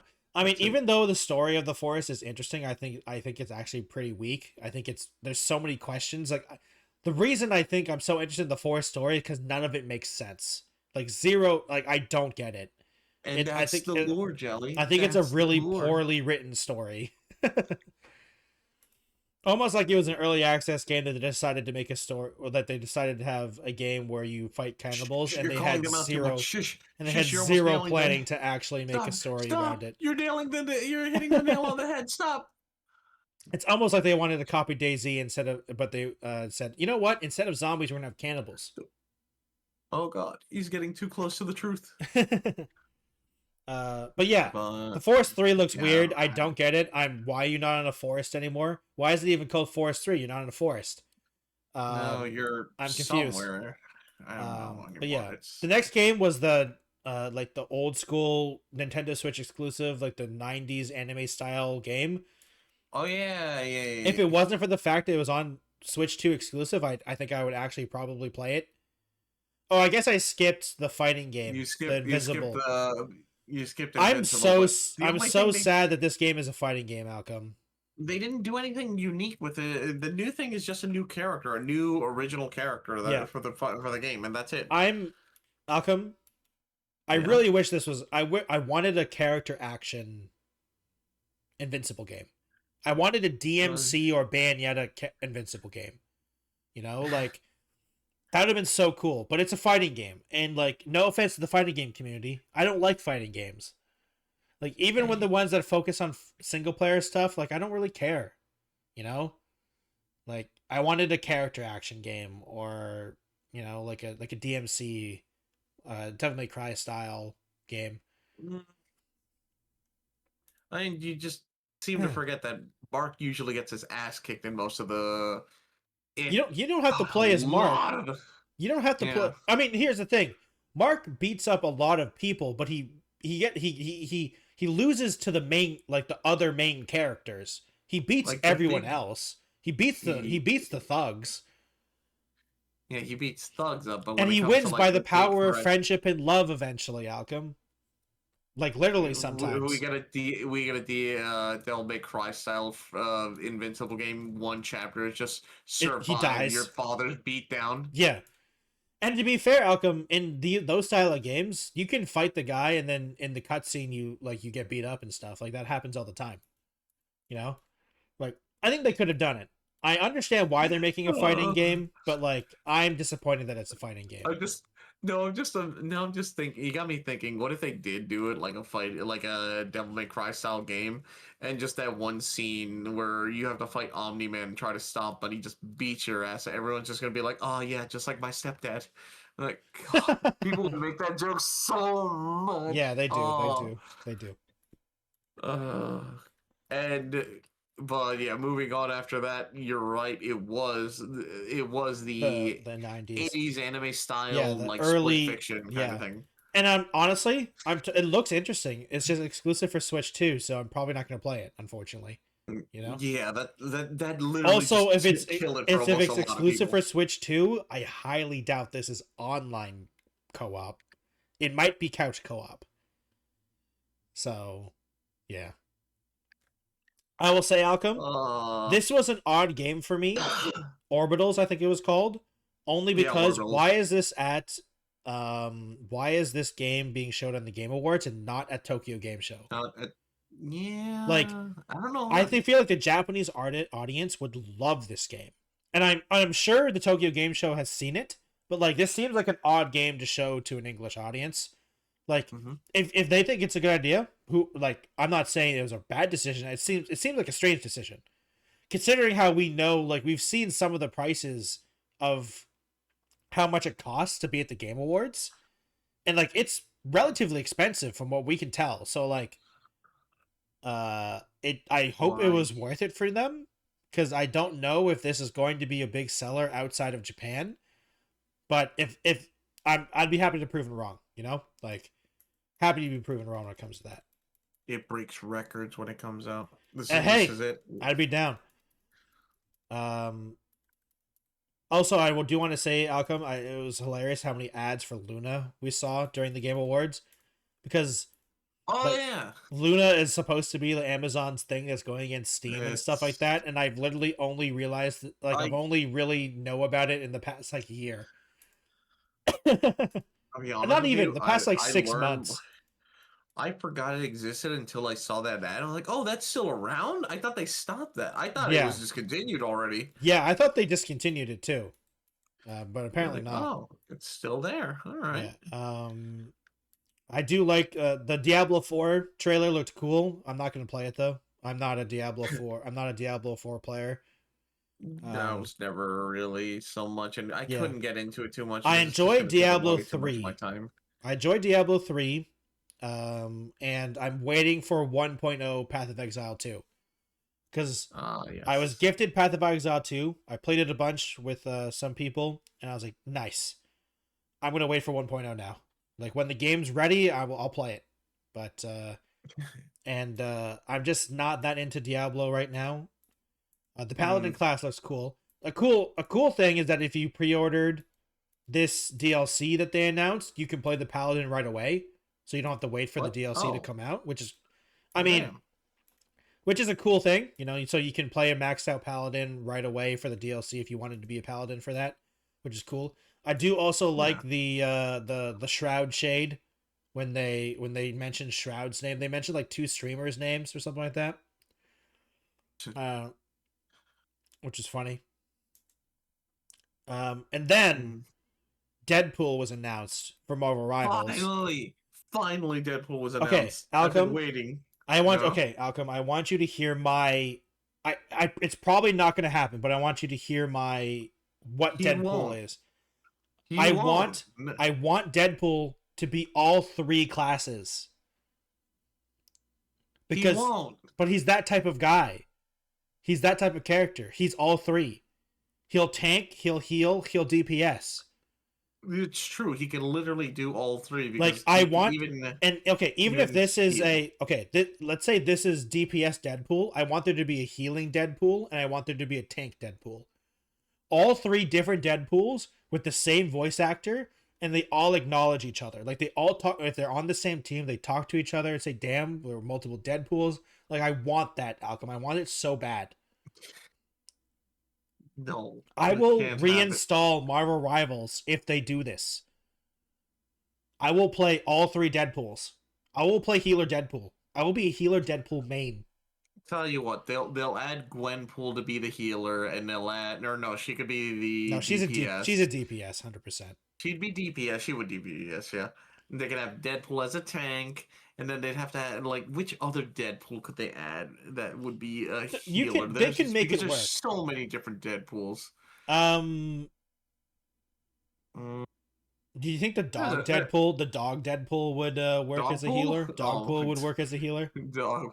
I mean, that would be funny because there'd be another quadruped healer animal. It'd be like all the animals are just healers. I realize that pretty much all the animals are healers right now. You have a raccoon and you have a shark. It could be like Dune said, like Nice Deadpool could be the healer as well. Yeah, like, oh my god, Nice Deadpool. Oh, yeah, Nice Deadpool could be.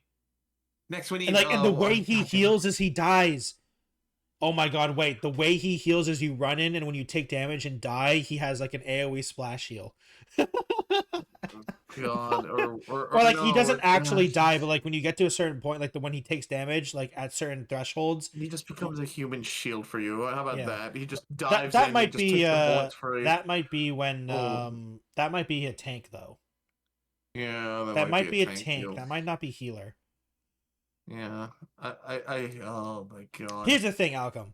All I'm saying is Deadpool needs a character for every role, and I want it to happen because obviously this Deadpool probably coming out is going to be DPS because like obviously it's going to be DPS because this is like the Deadpool they announced is traditional Deadpool, you know. Yeah. So I need a tank Deadpool and I need a healer Deadpool, please. It's coming 2026. We'll probably find out more. I'll relent if they make alongside Rogue, I think, is coming out as well. No, Rogue is coming out this season. Yeah, sorry. This other girl comes out. I just don't know who it is. Yeah, I'm sorry, Marvel fans. I don't know that character that's coming out. I don't know a lot of Marvel characters, honestly, as well. But I desperately need 3 versions of Deadpool in this game. Please. I'll do anything. I'll reinstall the game. I'll play nothing but healer Deadpool. Healer Deadpool. Healer. I will be a healer Deadpool main. It'll once 3 different versions of Deadpool is only going to play 1. Yeah. No. I need the other 2 so my Deadpool can talk to the other 2 Deadpools. The lines will be amazing, Alchem. Think about the banter between 3 Deadpools. It'd be the best. He would just never shut up. Exactly. It'd be so funny. It'd be so funny, Alchem. You can't say it wouldn't be funny.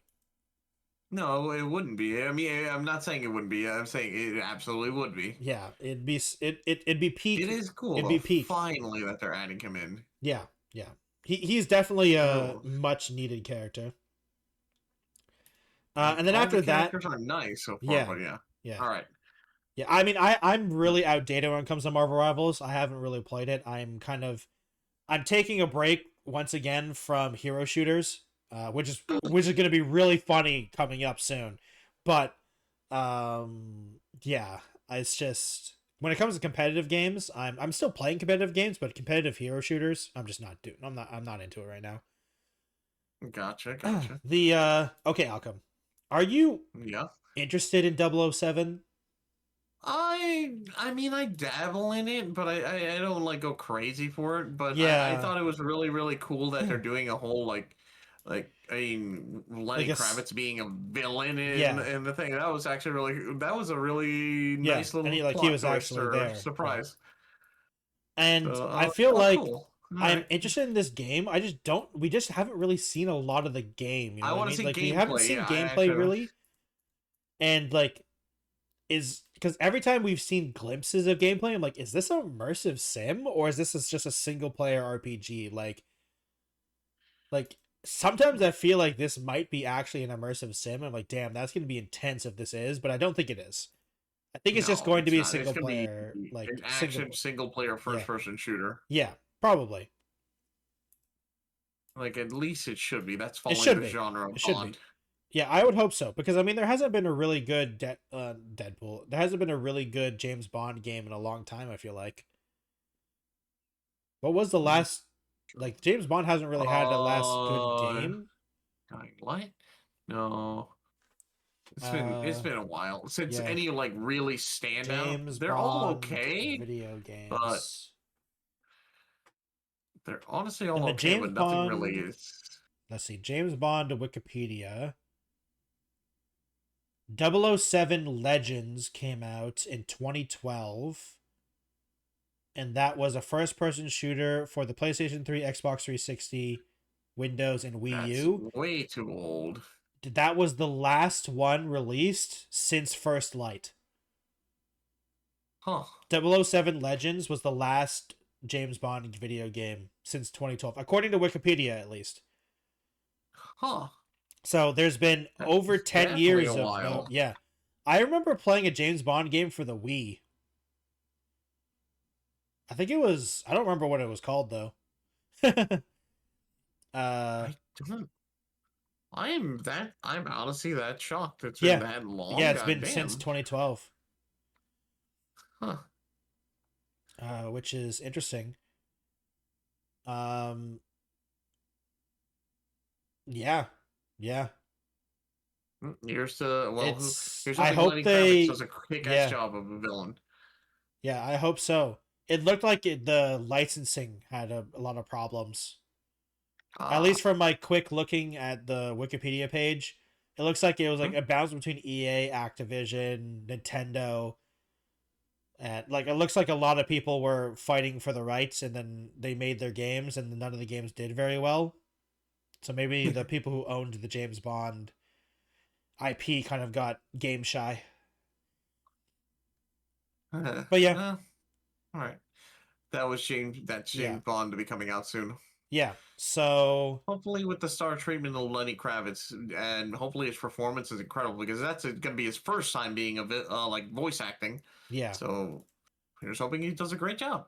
yeah. And then the Warhammer, not the Warhammer, sorry, Warframe. the Warframe stuff happened, and okay, I don't know who this guy is. Do you know who that guy is?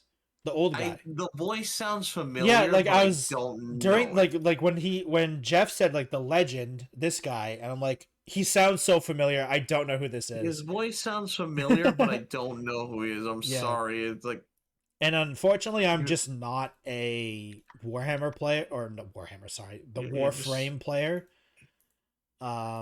So I'm sure you're not I'm sure the Warframe community is very excited because they like actually beat their peak player count again like in the last couple months. So they're still going strong. Hmm. And then anime game Seven Deadly Sins. Seven Deadly to anime game. Yes. I mean that's what it Just an is. MMORPG. Well, it was a Which co-op open world RPG, is what they said. okay, co-op. Oh, Yeah. I know it. Okay. So Eh, that looks interesting. It's PlayStation 5 only, from what I can tell. yeah. So it's console exclusive. So I won't be playing it because I don't have a PlayStation 5 easily Neither do accessible. I. So I mean that's their loss, I guess. Mm-hmm. I mean, it looked like And after that, an interesting game. yeah, And then I we knew about this game, Soulbound, I think it's called, or no, sorry, Legends of Fallen 2. We knew about this game. yeah, Lords of the Fallen, you mean? Lords of the Fallen. Yeah, Yeah. Lords of the Fallen Yeah, 2. yeah. We knew about this game. We knew it was coming. We saw a little bit more Mhm. gameplay. The graphics look pretty cool. I hope they've improved Lords of the Fallen, because Lords of the Fallen 1, I hear a lot of people saying like Lords of the Fallen, the idea of Lords of the Fallen with the two worlds is so interesting, but like sometimes the execution is weird, you know? And so it looks, I hope they nail it this time. It's unfortunately going to be an Epic Games Store exclusive, it looks like, because I don't see a Steam logo. So that's gonna hurt the sales on PC at least. Definitely gonna hurt the sales. And they also did announce there's like a version, a new update for Lords of the Fallen, the first one, so that was cool. I just realized we haven't really been talking about the awards, but I don't know. I don't really, honestly. It's the things that people were okay. expecting to won. Like there was no real surprises, honestly. We can do a quick fire. We'll do a quick fire thing of the awards later. I'll be dead ass. Let me just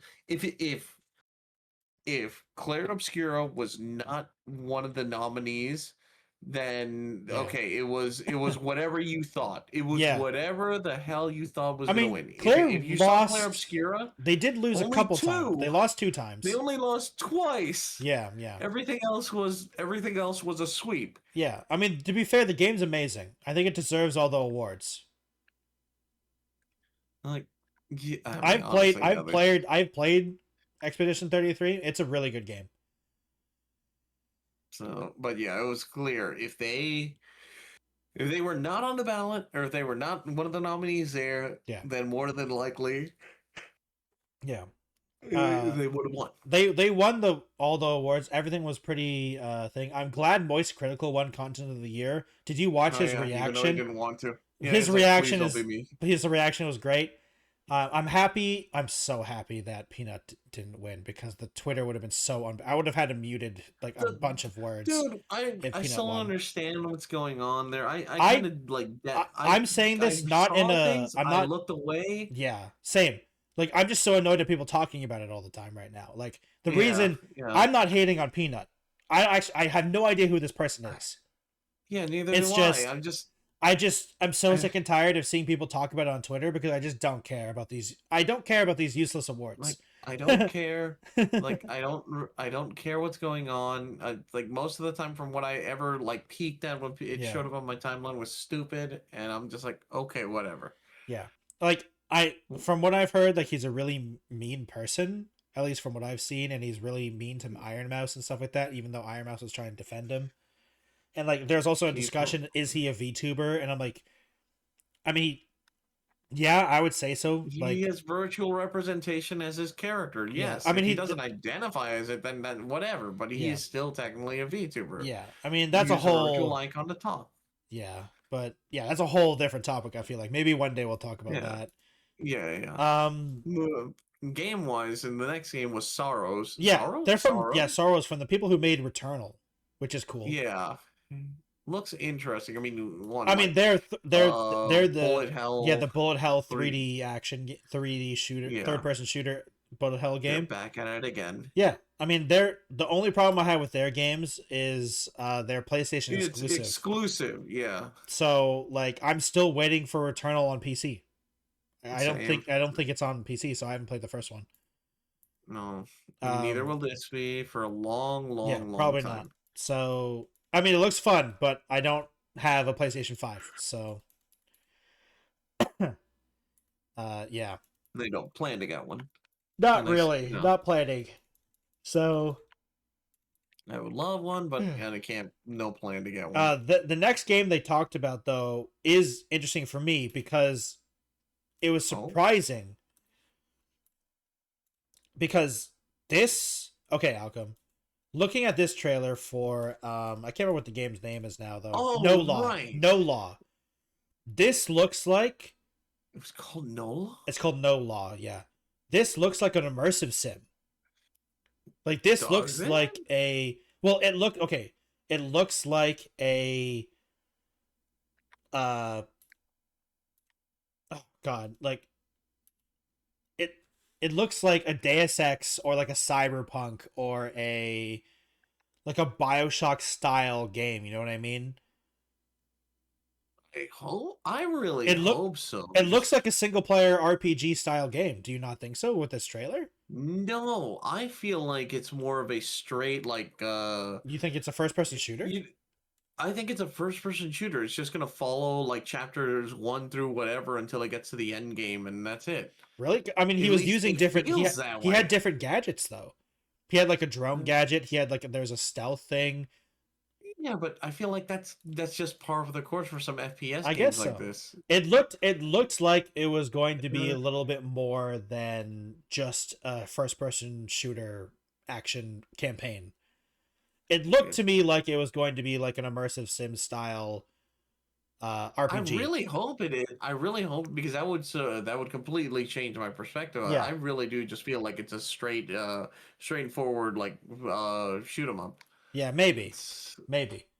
we'll see. Here, let me do a quick Google search to see who's actually because it looks like Crafton's making it, which is weird. Yeah, once I saw Crafton's name, no, was it for No Law? Let me quickly search. Yeah, it's Crafton. Once I saw Crafton, I think I also saw what's his name. Oh no, that's Neon Giant. Wrong one. No, it wasn't. Yeah, I saw Crafton, so I was like, I really do think it's straightforward. Well, I mean this. Okay, so the Steam page for it says it's a. Wait. Welcome to Port Desire, city there doesn't belong. I mean, it says as an RPG, cyberpunk, action, open world, FPS, stealth. Okay. Neon Giant is the developer. Yeah, it's Neon Giant as a developer. And they've made The Ascent. I don't know what that is. Don't remember The Ascent. Oh, The Ascent. I've seen this game. It's a funny enough. Oh wow, this is a very different type of game. The Ascent is a top-down. You know Helldivers. You know Helldivers 1. Yeah, the Helldivers 1. It looks like it's like Helldivers 1. Yeah, it's like Helldivers 1. What the? They made that in 2021. I mean, to be fair, it's mostly positive. 11,000, almost 12,000 reviews, mostly positive. Well, so here's hoping it really does. Completely different than what I thought. Yeah, because in the first person story rich cyber noir shooter, I mean, it sounds like it's going to be a little more RPG than single player, than FPS campaign style. I feel it's at least that's the vibe I'm getting. But we don't know. And okay, I think that was the next game after the concert, after the performance, which was really good, by the way. The performance that was it Phantom? That was where winds. Where winds meet. Yeah. Oh, was it where winds meet? Okay. Yeah. No. Well, the next stuff is they kept just showing like other games that are like smaller games that are out, and there was where winds meet. Then Phasmophobia now on the Switch, and let's see. Yeah, and the big game. Was it Phantom? Hitman. It was Hitman. Oh, was it Hitman? Right. Yeah, it was. The new Target. Yeah, because she was playing the Target. Yeah. The voice actor for the new Target. Yeah, wait, now I remember it. Yeah, thank you for reminding. Yeah. Wait, are you sure that was the next game? That was the next big game that I remember seeing because they had the voice actor coming out, but I think that was because she was gonna like give the next award. Right, she was giving the next award. You're right. Yeah.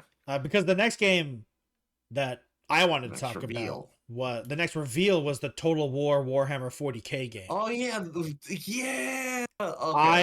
Okay. That one I'm curious about. I am so excited for this game, Alchem. And like the funny thing is, okay, so here's the thing, Alchem.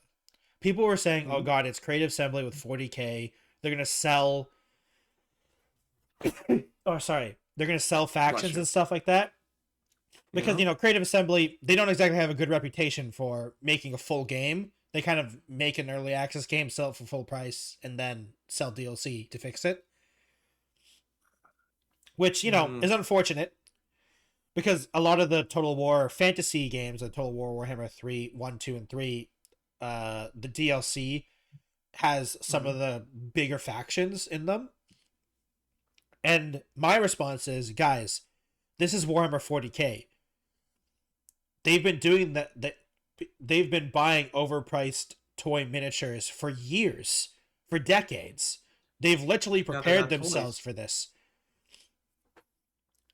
Because I think some people, at least from what people have seen, it's going to be the Imperial Guard versus the Orcs. No, versus the Tyranids. The Tyranids? The Tyranids were on the cover. Oh. Or at least from what I saw. Let me double check. Total War Warhammer 40K.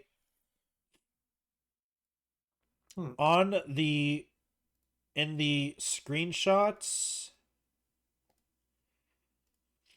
it looks like okay, never mind.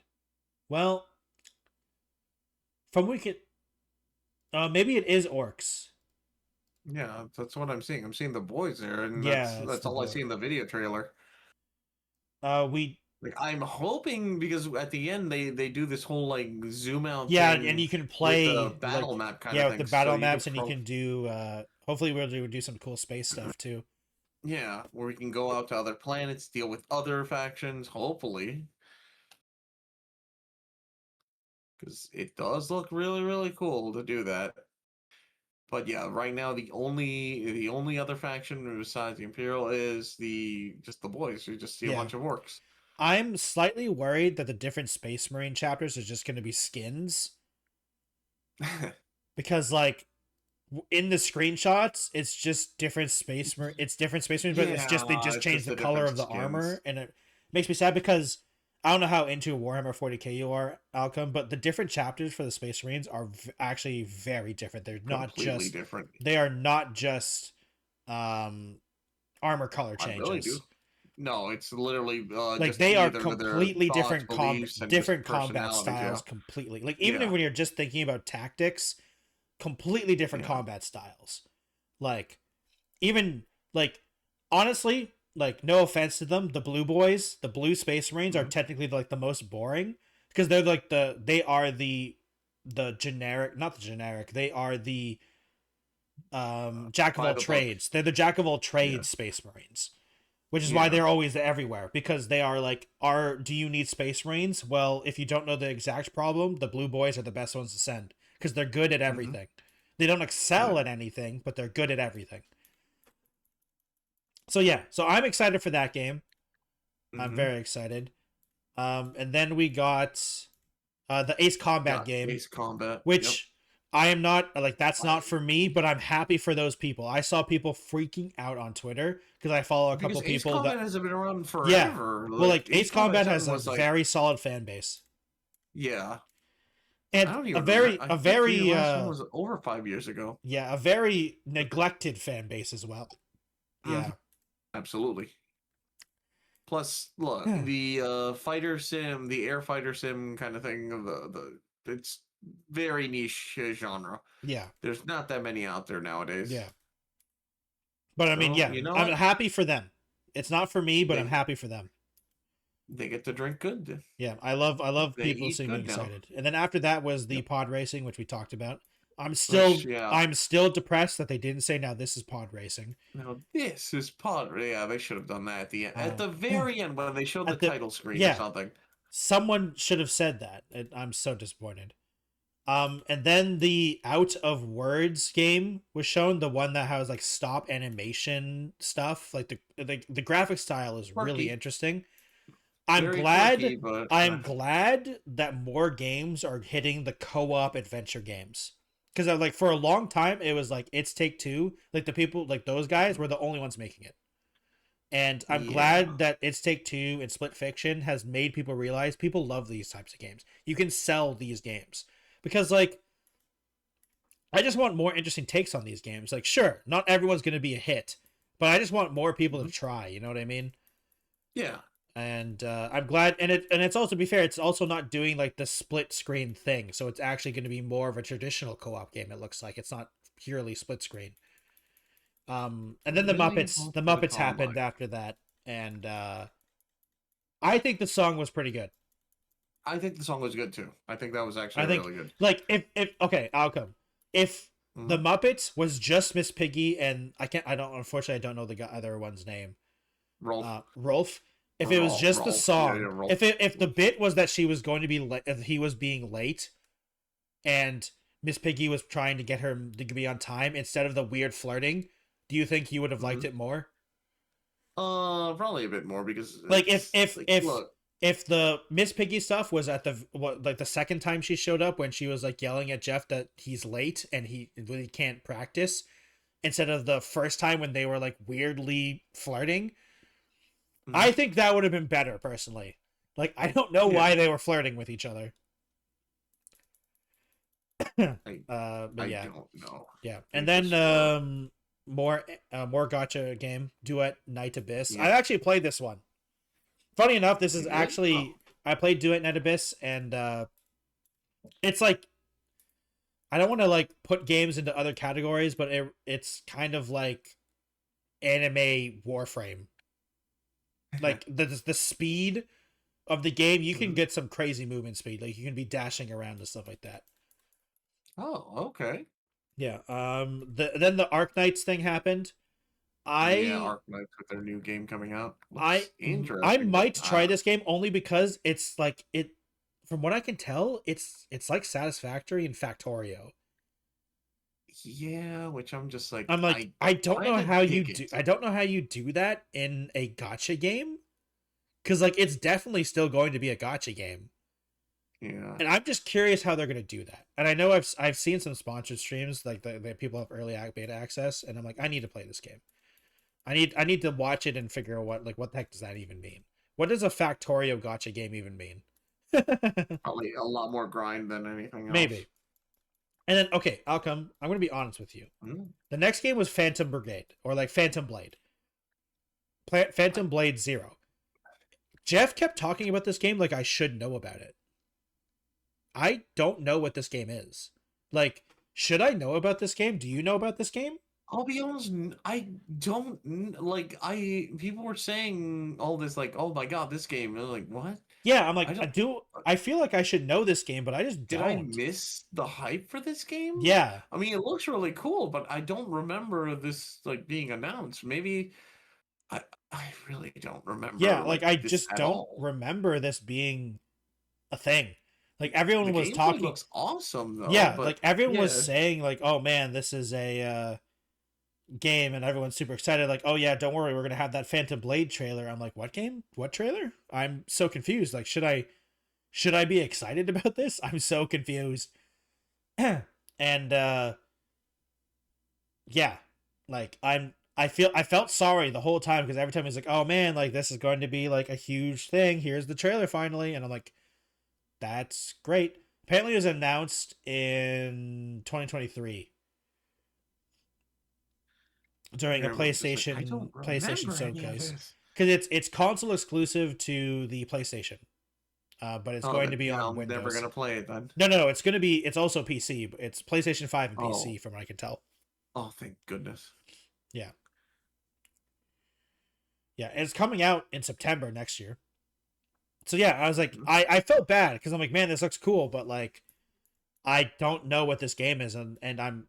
It's weird that everyone's so excited about it, and I don't know about it because like, I'm generally in the know for like I pay attention to a lot of stuff, so it's strange for me to be like, I have no idea what this game is. Mm. um, and then we had the concert. Oh no, sorry, and then Mega Man came out. Yeah, Mega Man was fun. Was announced that Capcom's bringing it back. Yeah, Dual which is Overdrive. awesome. Yeah. I mean, classic Mega Man is great. I'm sad that it's coming out in 2 years, not next year, but you know, it's okay. Also, I don't know if you noticed this, Alchem, but like this game is going to be on everything. It's still going to be on PS4 and Switch One. Mm-hmm. Like, yep, that's kind of crazy to me. Like, they're not even going. They're still going 2 generations ago.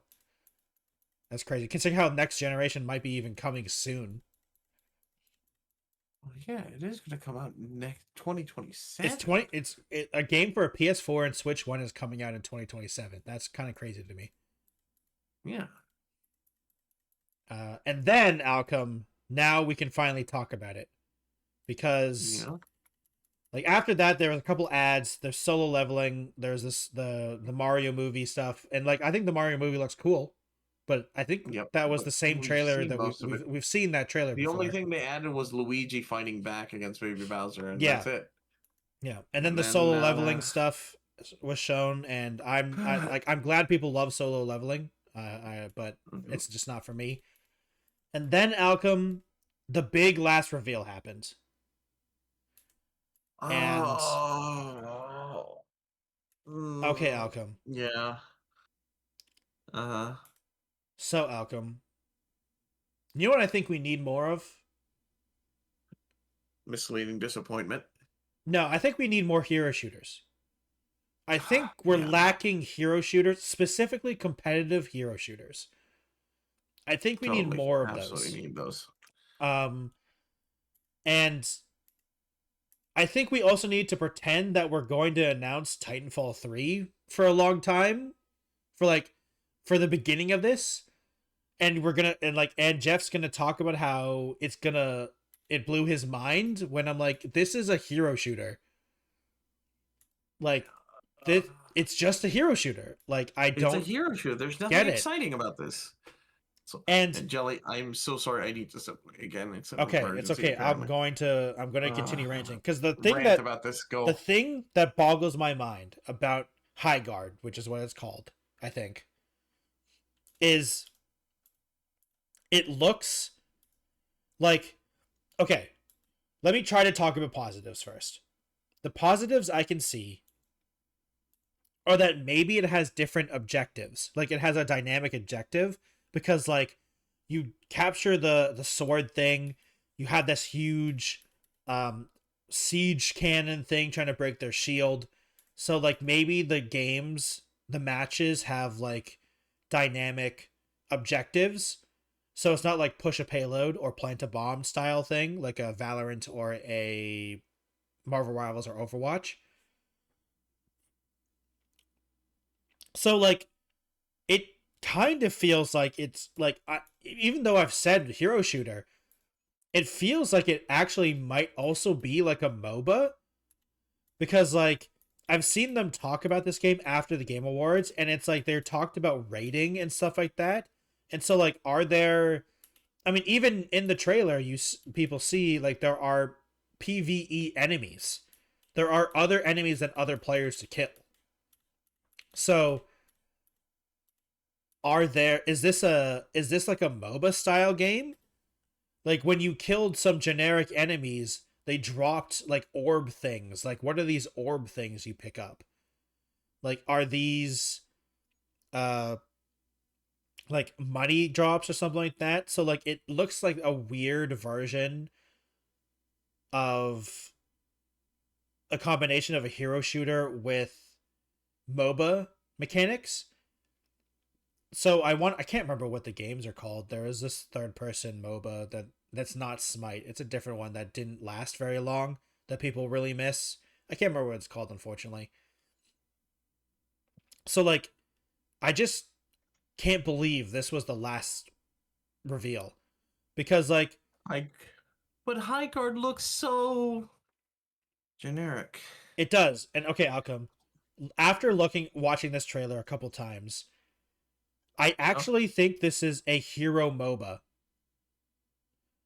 I don't, because like, you're killing neutral enemy. Like, at the beginning of very beginning of the trailer, Alchem, the character who's shooting the gun, he's shooting neutral. You're shooting neutral You're mobs. shooting neutral enemies when you're on the horse. And you're picking up the orb things. Like, is the orb things items / money? I think this is a hero MOBA. And like at the very end of the trailer, the shield, the shield that you're trying to break, that's the enemy base. Like you're trying to you're respawning. Plant the siege tower. Yeah. And then, so oh my god! I think this might be a first person like a hero MOBA. Yeah. Because see, I remember I'm looking at the video now. You pop out of an area, like the shield goes down, and you go out. Yeah, and I'm about to say some games. I'm about to say some games, Alchem, that is. I don't know if it's a good thing or not, but it looks like Valorant and Paladins had a baby. Do you remember Paladins? Do you remember Paladins? Yeah. Because like it even has the mount system from Paladins. It does. And like no. She just got the Steam page. From the creators of Apex Legends and Titanfall comes Highguard, a PvP raid shooter where players will fight and ride as wardens, arcade gunslingers sent to fight to control of a mythical continent, battle rival wardens crew for possession of the Shadow Break, then break into and destroy the enemy base to secure territory in an all-new breed of shooter. Yeah, it's a MOBA. It's a MOBA. It's a MOBA. They're just calling it a raid. They're calling it a raid shooter because they're raiding the enemy bases. It's a MOBA. Yeah. You're going from one tower. First, you destroy the enemy. What is it? The warden's crew. Yeah. So you fight over. You fight over an objective to spawn the tower. So the tower can break the enemy shield base. So you can go into the base and kill the base. Basically, is what it sounds like for me. It's simplified. I'm sure they'll have. I'm sure it's slightly more complex than that. Maybe. I hope. But. Yeah, it looks like it's a hero-based MOBA. You have abilities. Your primary attack is your gun. And you have abilities, and we'll see. I wonder how much MOBA is it going to be? Like, are there going to be item builds? Is there going to be character builds? Is there going to be things like that? And I'm going to be honest with you, Alchem. Even though I hate it, I'm probably playing this in January 26, 2026, I'm playing this. I'm playing this day one. Now. I'm calling gameplay now. You in the middle of the field, in between the two castle areas, the two teams. There's an area there where is being contested by NPCs. You have to kill the NPC and claim the thing. You're going to be fighting not only the NPC crew but the enemy team. And whoever wins the fight there, controls the thing, gets to use the siege tower to break the other shield. So and at that point, it either changes from a. This is where it might differ.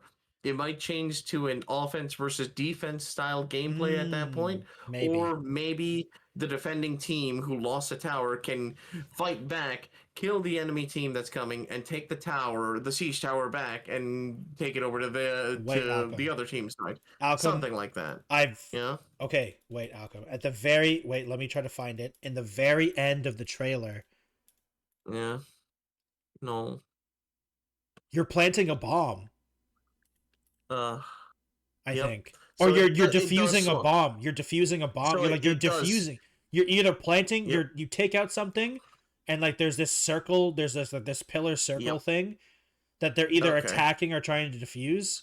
So like maybe it is you control over objective. You take the sword thing to spawn the siege tower to break the enemy base, so you can get into the base to plant a bomb to blow up their base. Because you see, can see it like when you're showing up the guy with the 6-shooter, you're either detonating something or blowing something up. Like you're blowing something up. So and I think that's the win condition. So you blew up their base.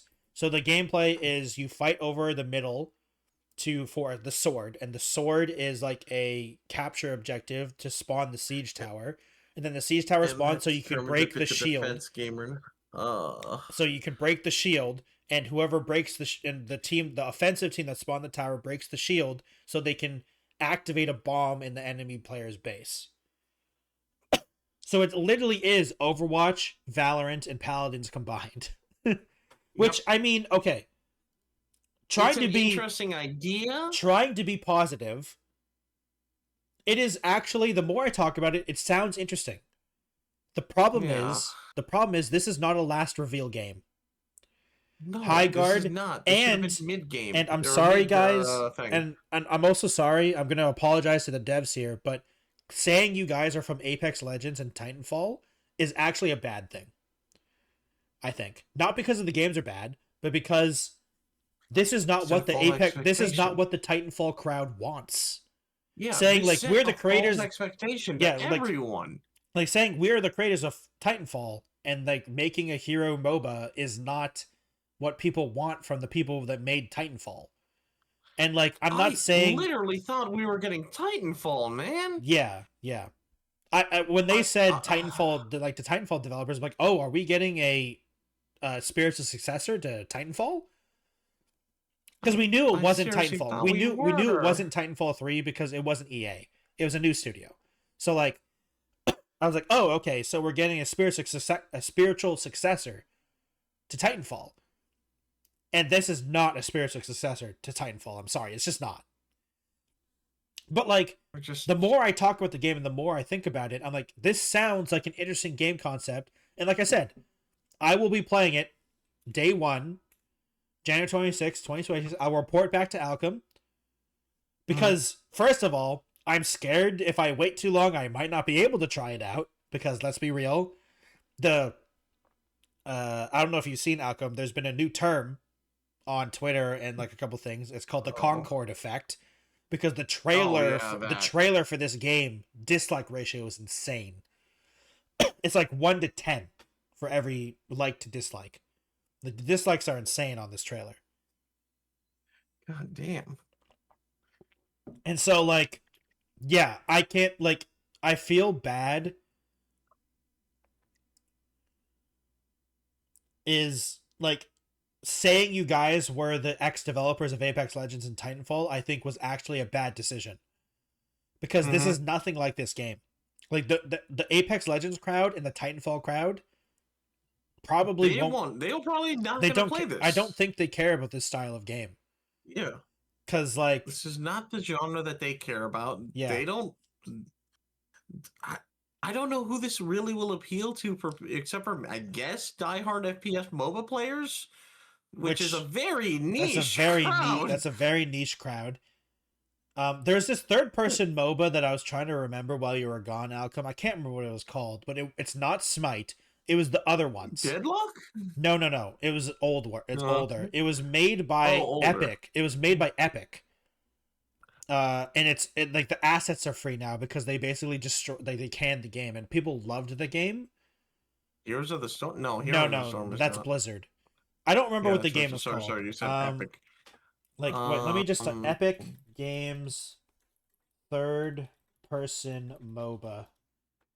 Paragon. Jesus said it. Paragon? It reminds me of Paragon. I don't remember. It's because it was canceled literally in beta, basically. Oh well, damn. Okay. It lasted about 2 years, like it. While obviously not, it's more first person than Paragon, but it reminds me of what Paragon was trying to do, because what Paragon was trying to do was Paragon was trying to be more third person than Smite, because Smite is a third person MOBA, but Smite is still a very big MOBA, you know? And Paragon was trying to be more third person than MOBA, even though it had like MOBA mechanics. And like I feel like, or like Gigantic, if you ever heard about Gigantic, like that game. Yeah, like, I remember Gigantic. Like that game technically is still kind of a MOBA like game, but like it's trying to be more of the third person action shooter game. So this one feels like it's trying to be more of a first person shooter than MOBA, but it still has the MOBA mechanics. Or like maybe even MOBA mechanics are not correct, because like I guess like each team has a base, each team is fighting over objectives. Like I'm really curious like how, like if you're going to be building a character over the game, over the match. Like how long is a match? Like how long does it take to unlock those the siege towers? can you kill the siege towers? Like if you unlock the siege tower, are you now the defense team, or can you become the offensive team? You know, like I said, that's one of my like it biggest thing sounds is. like we said, Alchem. I don't know about you, but like the more I talk about it, it sounds interesting. It sounds like an interesting idea. The problem is that this is not a last trailer for the Game Awards. No, It's just not. It's an If this interesting was, game concept and idea, yeah, but in terms of the game show if awards or this was in the any middle, reveal yeah, stuff, if this was in the middle of Game Awards, we would be talking about like, damn, this sounds like interesting. We'd still probably be worried that it might be shut down in 2 months when after it comes out. But like, that's every multiplayer game's like fear, basically. Like, no multiplayer game doesn't have that problem. So like, but like the fact that the reason I think that this was such a negative response is because this was the last reveal. Like, I think it actually hurt yeah, in so many ways. And I feel bad for them because, like I said, it sounds like an interesting game concept. But like, I'm not. I know, but I don't know, man. They chose this game. They wanted this as their future. I still just don't know why they decided to use the names of Apex and Titanfall. Everyone was going to expect Titanfall. I think that was a mistake. Yeah. That was a big mistake. When you say the creators of Titanfall, people were expecting a Titanfall successor, similar something. Yeah, and this is nothing like Titanfall. It's not even like it's not even a futuristic tech game. It's literally fantasy. Or at least I like it's fantasy tech. Because like I was expecting something cool. Well, yeah. I mean, it looks interesting. I'm going to give it a try as well. Yeah, but I mean, we have to on January 26th because who knows how long it's gonna last. Unfortunately, the only reason I didn't play Concord was because I didn't have a PlayStation and I couldn't buy it. Oh yeah, I forgot about that. Yeah, it's okay. You'll have to think about your biggest Concord for our awards list. Anyway, we'll try. We'll have to try. Yeah. Yeah. Biggest. God damn it. Nah, it's our biggest fail. Sponsored by Concord. Oh. But yeah, so that was the Game Awards, and we didn't really talk about the awards, but everything won that we expected to win. So, yeah. I still give it a high C. That's what I give it. I think it was a B. I think it was a B to. Okay. B minus, C plus, somewhere around that for me. For me personally, it was a B plus to an A, but that's also because I'm a huge nerd, and like the D&D video game, the Mass Effect video game, the No Law game. Like, I just honestly, the majority of the trailers I enjoyed. So now, okay, maybe I'll give it a B minus since I found out No Law is not going to be. It is going to be an open world, potentially so open world RPG. Interesting. Yeah, like Control. The new Control game looked awesome. I mean, finding out more about I forget what it's called, the last game, Highland, something about that. Finding out more about the gameplay, or at least what we presume the gameplay. Yeah, Highguard. What we presume the gameplay will be.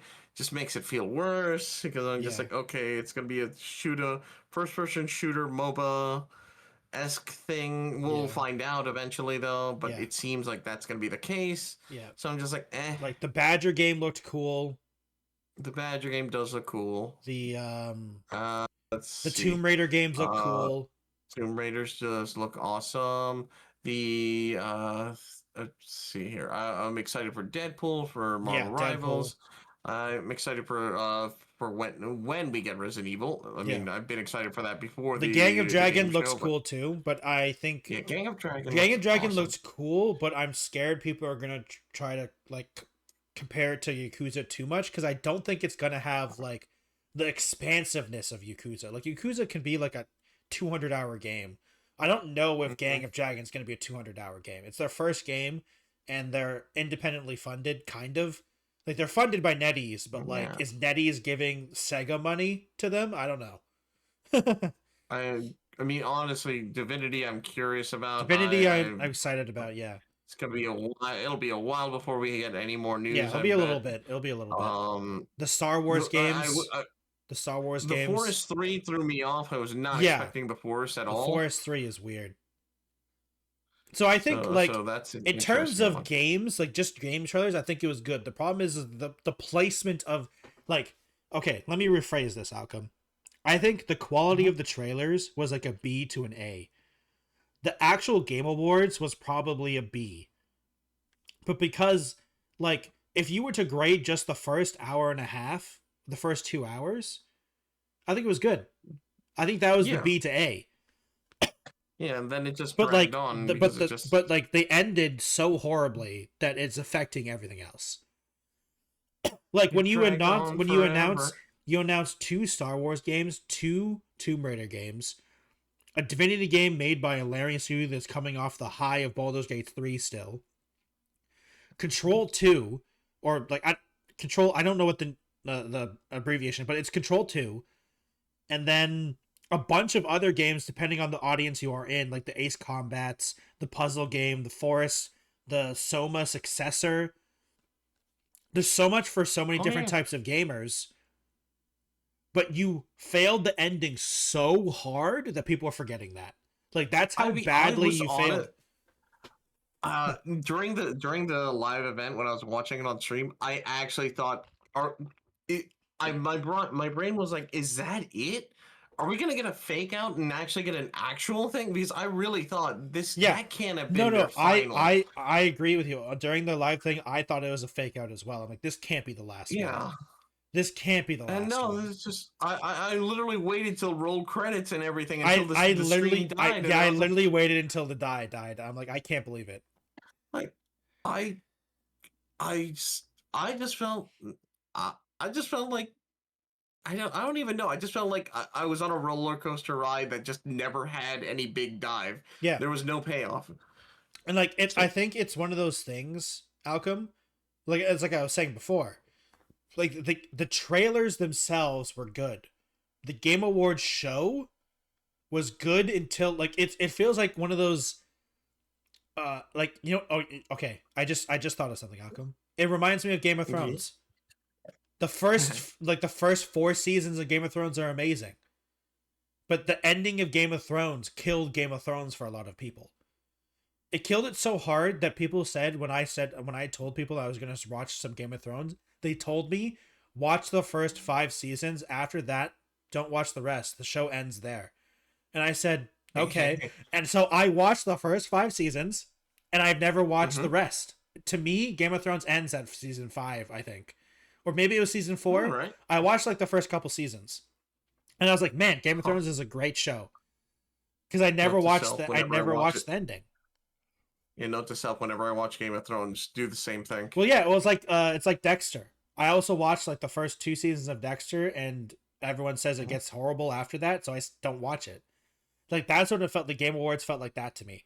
It's like watch the first like 2 hours of the Game Awards, and after that, if you care about the awards, go to the awards, look at the awards, but the trailers are kind of like meh, like no offense to the other games that were not high guard, because like technically in the later half, like the Total War Warhammer stuff was announced, and that's cool, but like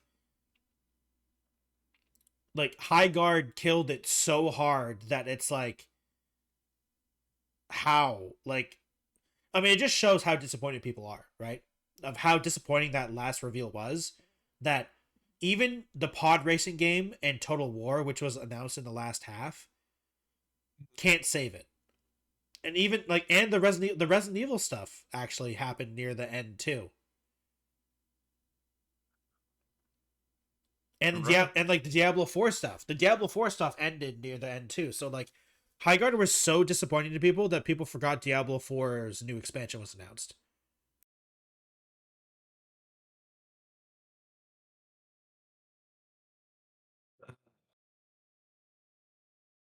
It's just it was that bad. I'm over here like I had to blow my nose. I'm trying to no, I'm trying to sound like it's like looking over everything again. You're right. It wasn't that bad. in terms of production, in terms of like the previews, in terms of the releases, in terms of all the like Like new stuff, even though awards it show it, wasn't. even though awards itself, it's like, yeah, like, the game's one that we think It's just. should have won, and like, yeah. Mhm. There was no surprise. Nothing. Okay, in terms of the awards, nothing was too surprising. There was no Yeah. like close. There was Except for nothing the that was player that choice close to award. winning. Except for the Yeah, the player player choice award. choice. But Like that's Wuthering Waves, I knew was gonna win. I Like was surprised. I expected that because that's global. I didn't think that community was that big, honestly. I don't hear a lot about Withering Waves a lot, honestly. Apparently, it's huge. Yeah. Like I was thinking maybe DK had it, or I was thinking. Well, I was honestly expecting Expedition, but no. Well, I don't think Expedition was Um, in player choice. no, it wasn't player trade. No, you're right. You're right. You're right. Like No, I was expecting either. What was it? I was no, actually, I kind of anticipated. I remember on stream, I'm like, no, the global voice is probably gonna say Wuthering Waves. I thought Genshin was gonna win player choice. Yeah, because Genshin still has a huge audience. I think the funniest True. thing about player voice for me was that everyone was complaining about Arc Raiders, and Arc Raiders wasn't even voted in the 100% player choices. It just shows that Twitter is nothing. Because like No, everyone was no. complaining so much on Twitter that Arc Raiders was basically not there, and everyone's like, okay, well the player choice awards guys go and vote, and Arc Raiders isn't even close to being on there. It's just like No, not guys, at all. people Because forget how small Twitter globally, is. yeah, globally, there's a lot more people outside of Twitter, Yeah. and yeah, apparently, well, the gacha games clearly have a Oh big yeah. influence there. Oh yeah. Yeah. Like I'm surprised Honkai But Star Rail wasn't there too, or Zenless Zone Zero, mhm, because I feel like yeah, Zenless is probably bigger, but yeah, but yeah, in terms of this, looking over it again, yeah, there was a lot better reveals. There was a lot yeah. more cool stuff. It's just that The ending was so bad. the order, Yeah, the ending was so bad. People can't forget it. yeah, it was just you were so. It's like they flashbanged you with a really bad Yeah, trailer, so everything else you just saw prior to those 3 hours was like nothing. it's like having a 12-course meal and then dessert is like awful, and so all you can remember is that awful There's dessert. the awful dessert, yeah. Because like you can have an amazing 12-course meal, and then the last dessert plate is the worst thing you've ever tasted, and all you remember is that. Hmm. Yep, Because like it just leaves a bad taste in your mouth. I think production wise, quality of trailer wise, without the ordering of them, this is one of the better Game Awards in a while. Because they actually had Yeah, some big reveals and some decent stuff. But like the ending was so bad. And not even unfairly to Highguard. it wasn't. Because It Highguard, wasn't even. now that we've talked about it, I'm like, it sounds like an interesting game concept. But it's just not It's not that it was a something bad you game at all. yeah, it's not something you end off on. This is not the last reveal. It's just a lack. It's just a Yeah. lack of hype for a game. Yeah. No one really expected this. Everyone honestly expected like the Titanfall 2 successor, or just straight up Titanfall 3. Everyone just expected either Titanfall 3 Yeah. or something similar to that effect. Yeah. Well, it wasn't But we EA, got, so we knew it wasn't like when yeah, they said it was from, I was like, oh, okay, so these are from the, yeah. people So yeah. that split off. Yeah, so I my dumbass thought Titanfall 3, but I'm like, oh wait, no. But I also was like, wait, something like it Yeah, then? yeah. But then when I'm like, I was I expecting honestly, a single player campaign game, like a single player FPS game when I saw that. uh, but all right, but that's what we got, and we just Yeah, have to accept it. yeah. I still can't believe Divinity wasn't the last thing they showed. Like you had like a multi, like how long was that statue there for, like a week, maybe 2 weeks or something like that? Mm-hmm. Yep. And like you showed it off in like the first 40 minutes. Like what was the point? Like why was that not the last reveal? Why was Because it built Star up more Wars? Why hype was during Star it or Wars not the something. last reveal? You know, like I can understand me being a nerd and me being excited for the Warlock game and not and like the Total War Warhammer game, and like I can get that. That's not a last reveal for most people, but the marketing campaign that you've had for 2 weeks is not the last reveal, or the Star Wars game is not the last reveal. Like, I'm shocked, man. I'm shocked. But, yeah. Why don't we've talked for a lot, and my voice is dying, so why don't you do some shout All outs? right, let's go ahead and yep. So, hello everyone, welcome, and hope you enjoyed. I'm doing the welcome little reverse here, apparently, bad order. But yes, if you guys enjoyed the podcast and enjoyed me over here, I'm now in my proper look. I now look like my normal self on stream that you can catch me on.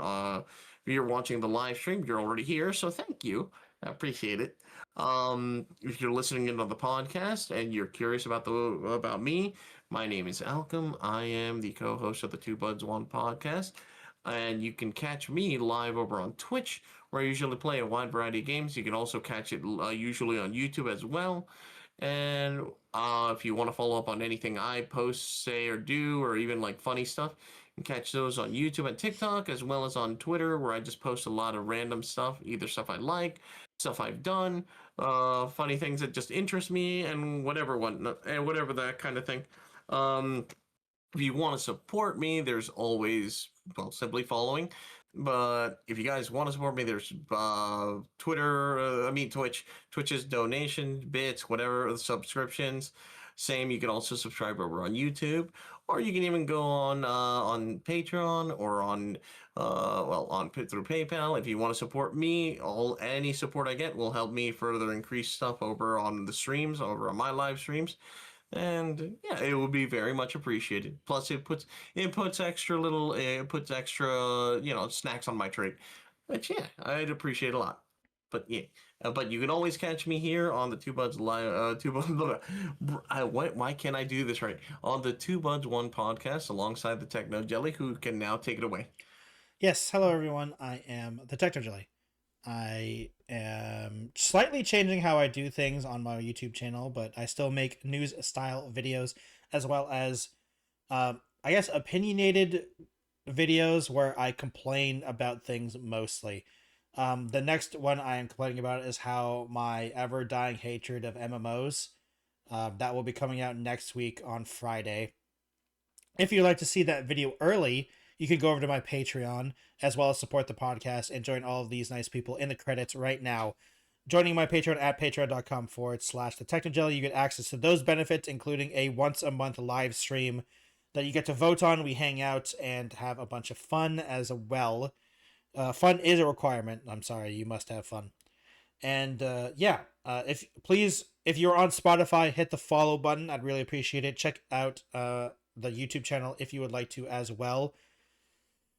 Rate it 5 stars on Spotify. I think that's what you do. Rate things. I don't know Spotify. It confuses me. Apple still hates me, so we'll figure that out one day maybe. If you'd like to follow me on other platforms, I have a Twitch, Twitter, Instagram, TikTok, Blue Sky, and Threads, all at the Techno Jelly. Thank you everyone for watching, and we'll see you in another episode of Two Buds, One Podcast. Later. Goodbye, everyone. Good night, everybody. Later.